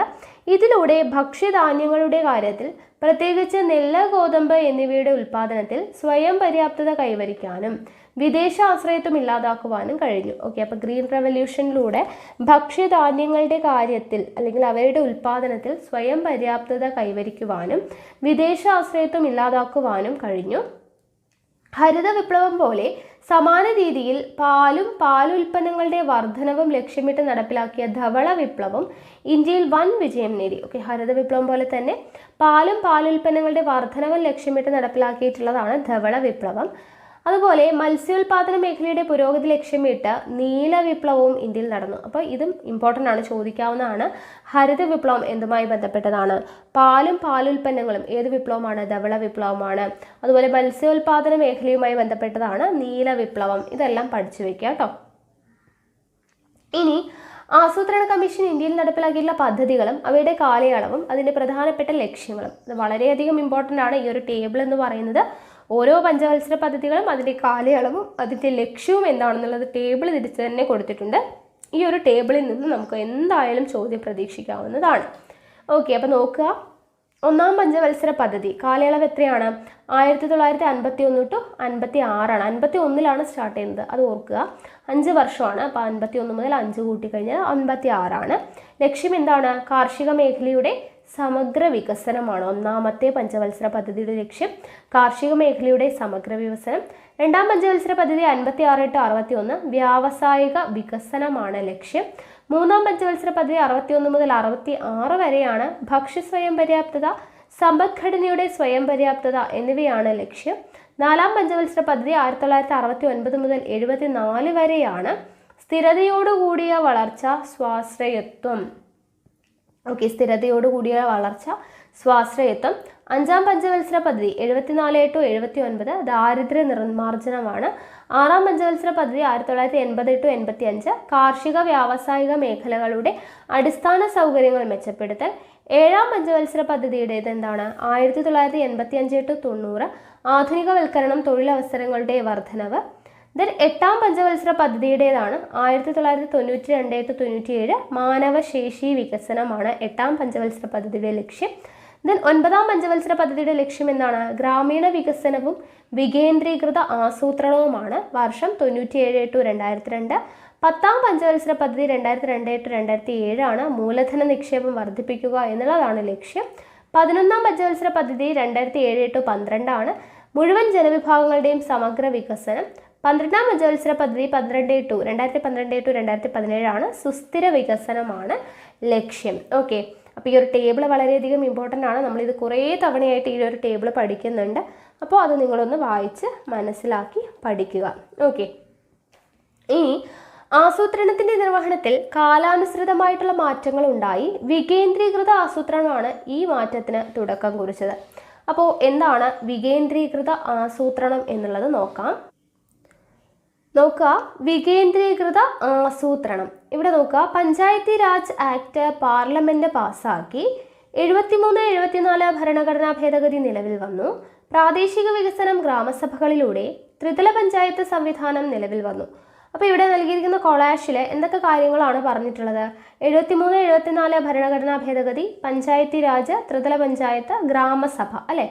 അപ്പോൾ ഇതെല്ലാം തന്നെ തദ്ദേശ സ്വയംഭരണ സ്ഥാപനങ്ങളുമായി ബന്ധപ്പെട്ടവയാണ്. 1992 പാർലമെന്റ് പാസ്സാക്കുകയും 1993 നിലവിൽ വരികയും ചെയ്ത 73-74 ഭരണഘടനാ ഭേദഗതി നിയമങ്ങൾ പഞ്ചായത്തി രാജ്, നഗരപാലിക സംവിധാനങ്ങൾ നിലവിൽ വരുന്നതിനിടയാക്കി. ഓക്കെ, അപ്പോൾ 73-74 ഭരണഘടനാ ഭേദഗതി എന്ന് പറയുന്നത് എന്താണ്? അത് 1992 പാർലമെന്റ് പാസ്സാക്കുന്നത്, 1993 നിലവിൽ വരുന്നത്. ഈ 73-74 ഭരണഘടനാ ഭേദഗതി നിയമങ്ങൾ എന്തിനെക്കുറിച്ചൊക്കെയാണ്? പഞ്ചായത്തി രാജ്, നഗരപാലിക സംവിധാനങ്ങൾ നിലവിൽ വരുന്നതിന് ഇടയാക്കിയതാണ് 73-74 ഭരണഘടനാ ഭേദഗതി നിയമങ്ങൾ. ഓക്കെ, അപ്പോൾ പാർലമെന്റ് പാസ്സാക്കിയത് 92 നിലവിൽ വന്നത് 93 ഓർത്തിരിക്കുക. ഇനി നോക്കുക, പഞ്ചായത്തുകൾ ഗ്രാമപഞ്ചായത്ത്, ബ്ലോക്ക് പഞ്ചായത്ത്, ജില്ലാ പഞ്ചായത്ത് എന്നിങ്ങനെ 3 തലങ്ങളായി മാറി. ഓക്കെ, പഞ്ചായത്ത്, ഗ്രാമപഞ്ചായത്ത്, ബ്ലോക്ക് പഞ്ചായത്ത്, ജില്ലാ പഞ്ചായത്ത് എന്നിങ്ങനെ 3 തലങ്ങളായി മാറി. 9ാം പഞ്ചവത്സര പദ്ധതി കാലത്ത് നിലവിൽ വന്ന ഈ മാറ്റം വികേന്ദ്രീകൃത ആസൂത്രണത്തിന് തുടക്കം കുറിക്കലായിരുന്നു. ഓക്കെ, 9ാം പഞ്ചവത്സര പദ്ധതി കാലത്തുണ്ടായിട്ടുള്ള ഈ മാറ്റം വികേന്ദ്രീകൃത ആസൂത്രണത്തിന് തുടക്കം കുറിക്കലായിരുന്നു. ദേശീയ തലത്തിൽ പദ്ധതികൾ ആസൂത്രണം ചെയ്ത് നടപ്പാക്കിയിരുന്ന കേന്ദ്രീകൃത ആസൂത്രണ രീതിയായിരുന്നു അതുവരെ നിലനിന്നിരുന്നത്. വികേന്ദ്രീകൃത ആസൂത്രണത്തിലൂടെ അധികാരവും സാമ്പത്തിക വിഭവങ്ങളും പ്രാദേശിക വികസനത്തിന് വിനിയോഗിക്കാൻ ത്രിതല പഞ്ചായത്തുകൾക്കും നഗരസഭകൾക്കും സാധിച്ചു. ഓക്കെ, വികേന്ദ്രീകൃത ആസൂത്രണത്തിൽ ഗ്രാമസഭകൾക്ക് മുഖ്യമായ പങ്കുണ്ട്. ഗ്രാമസഭകളുടെ പ്രവർത്തനങ്ങൾ എന്തൊക്കെയാണ് എന്നുള്ളത് നമ്മൾ പഠിച്ചിട്ടുണ്ട്. പ്രാദേശിക വികസനം സാധ്യമാക്കുന്നതിൽ ത്രിതല പഞ്ചായത്ത് സംവിധാനത്തിലെ ഗ്രാമപഞ്ചായത്ത്, ബ്ലോക്ക് പഞ്ചായത്ത്, ജില്ലാ പഞ്ചായത്ത് എന്നീ 3 തലങ്ങൾക്കും പങ്കുണ്ട്. ഓക്കെ, പ്രാദേശിക വികസനം സാധ്യമാക്കുന്നതിൽ ഈ 3 പഞ്ചായത്ത്, അതായത് ഗ്രാമപഞ്ചായത്ത്, ബ്ലോക്ക് പഞ്ചായത്ത്, ജില്ലാ പഞ്ചായത്ത്, ഇതിന് 3നും എന്തുണ്ട്? തുല്യമായിട്ടുള്ള ഇതുണ്ട്. അപ്പോൾ നോക്കുക, ഓരോ പഞ്ചായത്തിൻ്റെയും കൊടുത്തിട്ടുണ്ട്. ഗ്രാമപഞ്ചായത്ത് എന്തൊക്കെയാണ്? പ്രാദേശിക വികസന ആവശ്യങ്ങൾ വാർഡ് തല ഗ്രാമസഭകളിൽ ചർച്ച ചെയ്യുന്നു. ആവശ്യങ്ങൾ ക്രോഡീകരിച്ച പദ്ധതികളായി സമർപ്പിക്കുന്നു. ഓക്കെ, പ്രാദേശിക വികസന ആവശ്യങ്ങൾ വാർഡ് തല ഗ്രാമസഭകളിൽ ചർച്ച ചെയ്യുന്നത് ഗ്രാമപഞ്ചായത്താണ്. ആവശ്യങ്ങൾ ക്രോഡീകരിച്ച പദ്ധതികളായിട്ട് സമർപ്പിക്കുന്നു. അടുത്തത് ബ്ലോക്ക് പഞ്ചായത്ത് എന്താണ്? ഗ്രാമപഞ്ചായത്തിന്റെ പദ്ധതികൾ വിലയിരുത്തി മുൻഗണനാ ക്രമത്തിൽ ജില്ലാതലത്തിൽ സമർപ്പിക്കുന്നത് ബ്ലോക്ക് പഞ്ചായത്താണ്. ഓക്കെ, ഗ്രാമപഞ്ചായത്തിന്റെ പദ്ധതികളെ വിലയിരുത്തി മുൻഗണനാ ക്രമത്തിൽ ജില്ലാതലത്തിൽ സമർപ്പിക്കുന്നത് ബ്ലോക്ക് പഞ്ചായത്താണ്. അടുത്തത് ജില്ലാ പഞ്ചായത്ത് എന്താണ്? ബ്ലോക്ക് പഞ്ചായത്ത് പരിശോധിച്ച പദ്ധതികളിൽ ജില്ലാതല പ്ലാനിംഗ് കമ്മിറ്റി അംഗീകാരം നൽകുന്നു. ഓക്കെ, ബ്ലോക്ക് പഞ്ചായത്ത് പരിശോധിച്ച പദ്ധതികൾക്ക് എന്ത് നൽകുന്നു? ജില്ലാതല പ്ലാനിംഗ് കമ്മിറ്റി അംഗീകാരം നൽകുന്നു. സംസ്ഥാന ആസൂത്രണ ബോർഡിന് ഇവ കൈമാറുന്നു. സംസ്ഥാന ആസൂത്രണ ബോർഡിന് ഇവ കൈമാറുന്നു. അപ്പോൾ ഓരോ പഞ്ചായത്തിൻ്റെയും ലക്ഷ്യങ്ങൾ എന്താണെന്ന് മനസ്സിലായില്ലേ? ഇനി പുതിയ ചുവടുവയ്പ്പുകൾ നോക്കുക. കേന്ദ്ര ഗവൺമെന്റ് ആസൂത്രണ കമ്മീഷന്റെ പ്രവർത്തനം അവസാനിപ്പിക്കുകയും നീതി ആയോഗ് എന്ന സംവിധാനം നിലവിൽ വരികയും ചെയ്തു. 2015 ജനുവരി 1 നിലവിൽ വന്ന നീതി ആയോഗ് ഘടന ഇപ്രകാരമാണ് എന്ന് പറഞ്ഞ് കൊടുത്തിട്ടുണ്ട്. അപ്പോൾ ആസൂത്രണ കമ്മീഷന്റെ പകരം വന്നതാണ് എന്ത്? നീതി ആയോഗ്. എപ്പോഴാണ് വരുന്നത്? 2015 ജനുവരി 1 ഓക്കെ, 2015 ജനുവരി 1 നീതി ആയോഗ് നിലവിൽ വരുന്നത്. നീതി ആയോഗിന്റെ ഘടന എന്താണ്? പ്രധാനമന്ത്രിയാണ് അധ്യക്ഷൻ. നീതി ആയോഗിന്റെ അധ്യക്ഷൻ ആരാണ്? പ്രധാനമന്ത്രിയാണ്. ഭരണസമിതിയിൽ എല്ലാ മുഖ്യമന്ത്രിമാരും കേന്ദ്രഭരണ പ്രദേശങ്ങളിലെ ലഫ്റ്റനന്റ് ഗവർണർമാരും പ്രധാനമന്ത്രി നിയോഗിക്കുന്ന ഉപാധ്യക്ഷനും സ്ഥിരം അംഗങ്ങളായിട്ടുണ്ട്. അപ്പം നീതി ആയോഗിൽ വരുന്നത് അധ്യക്ഷൻ, പ്രധാനമന്ത്രി, ഭരണസമിതിയിലെ എല്ലാ മുഖ്യമന്ത്രിമാരും കേന്ദ്രഭരണ പ്രദേശങ്ങളിലെ ലഫ്റ്റനന്റ് ഗവർണർമാരും പ്രധാനമന്ത്രി നിയോഗിക്കുന്ന ഉപാധ്യക്ഷനും സ്ഥിരാംഗങ്ങളായിട്ടുണ്ട്. 2 പാർട്ട് ടൈം അംഗങ്ങളും 4 അനൗദ്യോഗിക അംഗങ്ങളും ചീഫ് എക്സിക്യൂട്ടീവ് ഓഫീസറും ഇതിൽ ഉൾപ്പെടും. ഓക്കെ, 2 പാർട്ട് ടൈം അംഗങ്ങൾ, 4 അനൗദ്യോഗിക അംഗങ്ങൾ, ചീഫ് എക്സിക്യൂട്ടീവ് ഓഫീസർ എന്നിവരും ഉൾപ്പെടും. പ്രധാന സർവകലാശാലകളും ഗവേഷണ സ്ഥാപനങ്ങളിലും ഉള്ളവരെയാണ് താൽക്കാലിക അംഗങ്ങളാക്കുക. പ്രധാനമന്ത്രി നിയോഗിക്കുന്ന 4 കേന്ദ്രമന്ത്രിമാരാണ് അനൗദ്യോഗിക അംഗങ്ങളായി പ്രവർത്തിക്കുക. ഓക്കെ, പ്രധാനമന്ത്രി നിയോഗിക്കുന്ന 4 കേന്ദ്രമന്ത്രിമാരാണ് അനൗദ്യോഗിക അംഗങ്ങളായിട്ട് പ്രവർത്തിക്കുക. ചീഫ് എക്സിക്യൂട്ടീവ് ഓഫീസറെ പ്രധാനമന്ത്രി നിയമിക്കും. ചീഫ് എക്സിക്യൂട്ടീവ് ഓഫീസറെ നിയമിക്കുന്നത് ആരാണ്? പ്രധാനമന്ത്രിയാണ് എന്നുള്ളത് ഓർത്തിരിക്കുക. ഇനി നീതി ആയോഗിന്റെ ലക്ഷ്യങ്ങളാണ് കൊടുത്തിട്ടുള്ളത്. വ്യവസായ സേവന മേഖലകളിൽ സർക്കാർ പങ്കാളിത്തം കുറയ്ക്കുക. ഓക്കെ, നീതി ആയോഗിന്റെ 1ാമത്തെ ലക്ഷ്യം എന്താണ്? വ്യവസായ സേവന മേഖലകളിൽ സർക്കാർ പങ്കാളിത്തം കുറയ്ക്കുക. കാർഷിക മേഖലയെ മിശ്ര കാർഷിക ഉൽപാദനത്തിലൂടെ പുരോഗതിയിലെത്തിക്കുക. കാർഷിക മേഖലയെ മിശ്ര കാർഷിക ഉൽപാദനത്തിലൂടെ പുരോഗതിയിലെത്തിക്കുക. പ്രബല മധ്യവർഗത്തെ സുസ്ഥിര സാമ്പത്തിക വളർച്ച നേടാൻ പ്രയോജനപ്പെടുത്തുക. മധ്യവർഗത്തെ എന്ത് ചെയ്യുക? സുസ്ഥിര സാമ്പത്തിക വളർച്ച നേടാൻ പ്രയോജനപ്പെടുത്തുക. പ്രവാസി ഇന്ത്യക്കാരുടെ സേവനം സാമ്പത്തിക സാങ്കേതിക വളർച്ചയ്ക്ക് ഉപയുക്തമാക്കുക. പ്രവാസി ഇന്ത്യക്കാരുടെ സേവനം സാമ്പത്തിക സാങ്കേതിക വളർച്ചയ്ക്ക് ഉപയുക്തരാക്കുക. ആധുനിക സാങ്കേതിക വിദ്യയുടെ സഹായത്തോടുകൂടി നഗരങ്ങളെ സുരക്ഷിത ആവാസ കേന്ദ്രങ്ങളാക്കി മാറ്റുക. ആഗോള മാറ്റങ്ങളുടെയും വിപണി ശക്തികളുടെയും ഇടപെടലുകൾ നേരിടാൻ രാജ്യത്തെ പ്രാപ്തമാക്കുക. അപ്പോൾ ഇത്രയുമാണ് നീതി ആയോഗിന്റെ ലക്ഷ്യങ്ങൾ എന്ന് പറയുന്നത്. വളരെയധികം ഇമ്പോർട്ടൻ്റ് ആണ്, പഠിച്ചു വയ്ക്കുക. അപ്പോൾ ഇത്രയും ആയിക്കഴിഞ്ഞാൽ നമ്മുടെ 8ാം ക്ലാസ്സിലെ 11ാമത്തെ ചാപ്റ്റർ ആയിട്ടുള്ള ഇന്ത്യയും സാമ്പത്തിക ആസൂത്രണവും എന്ന് പറയുന്ന ചാപ്റ്റർ കംപ്ലീറ്റ് ആയിട്ടുണ്ട്. അപ്പോൾ നമുക്ക്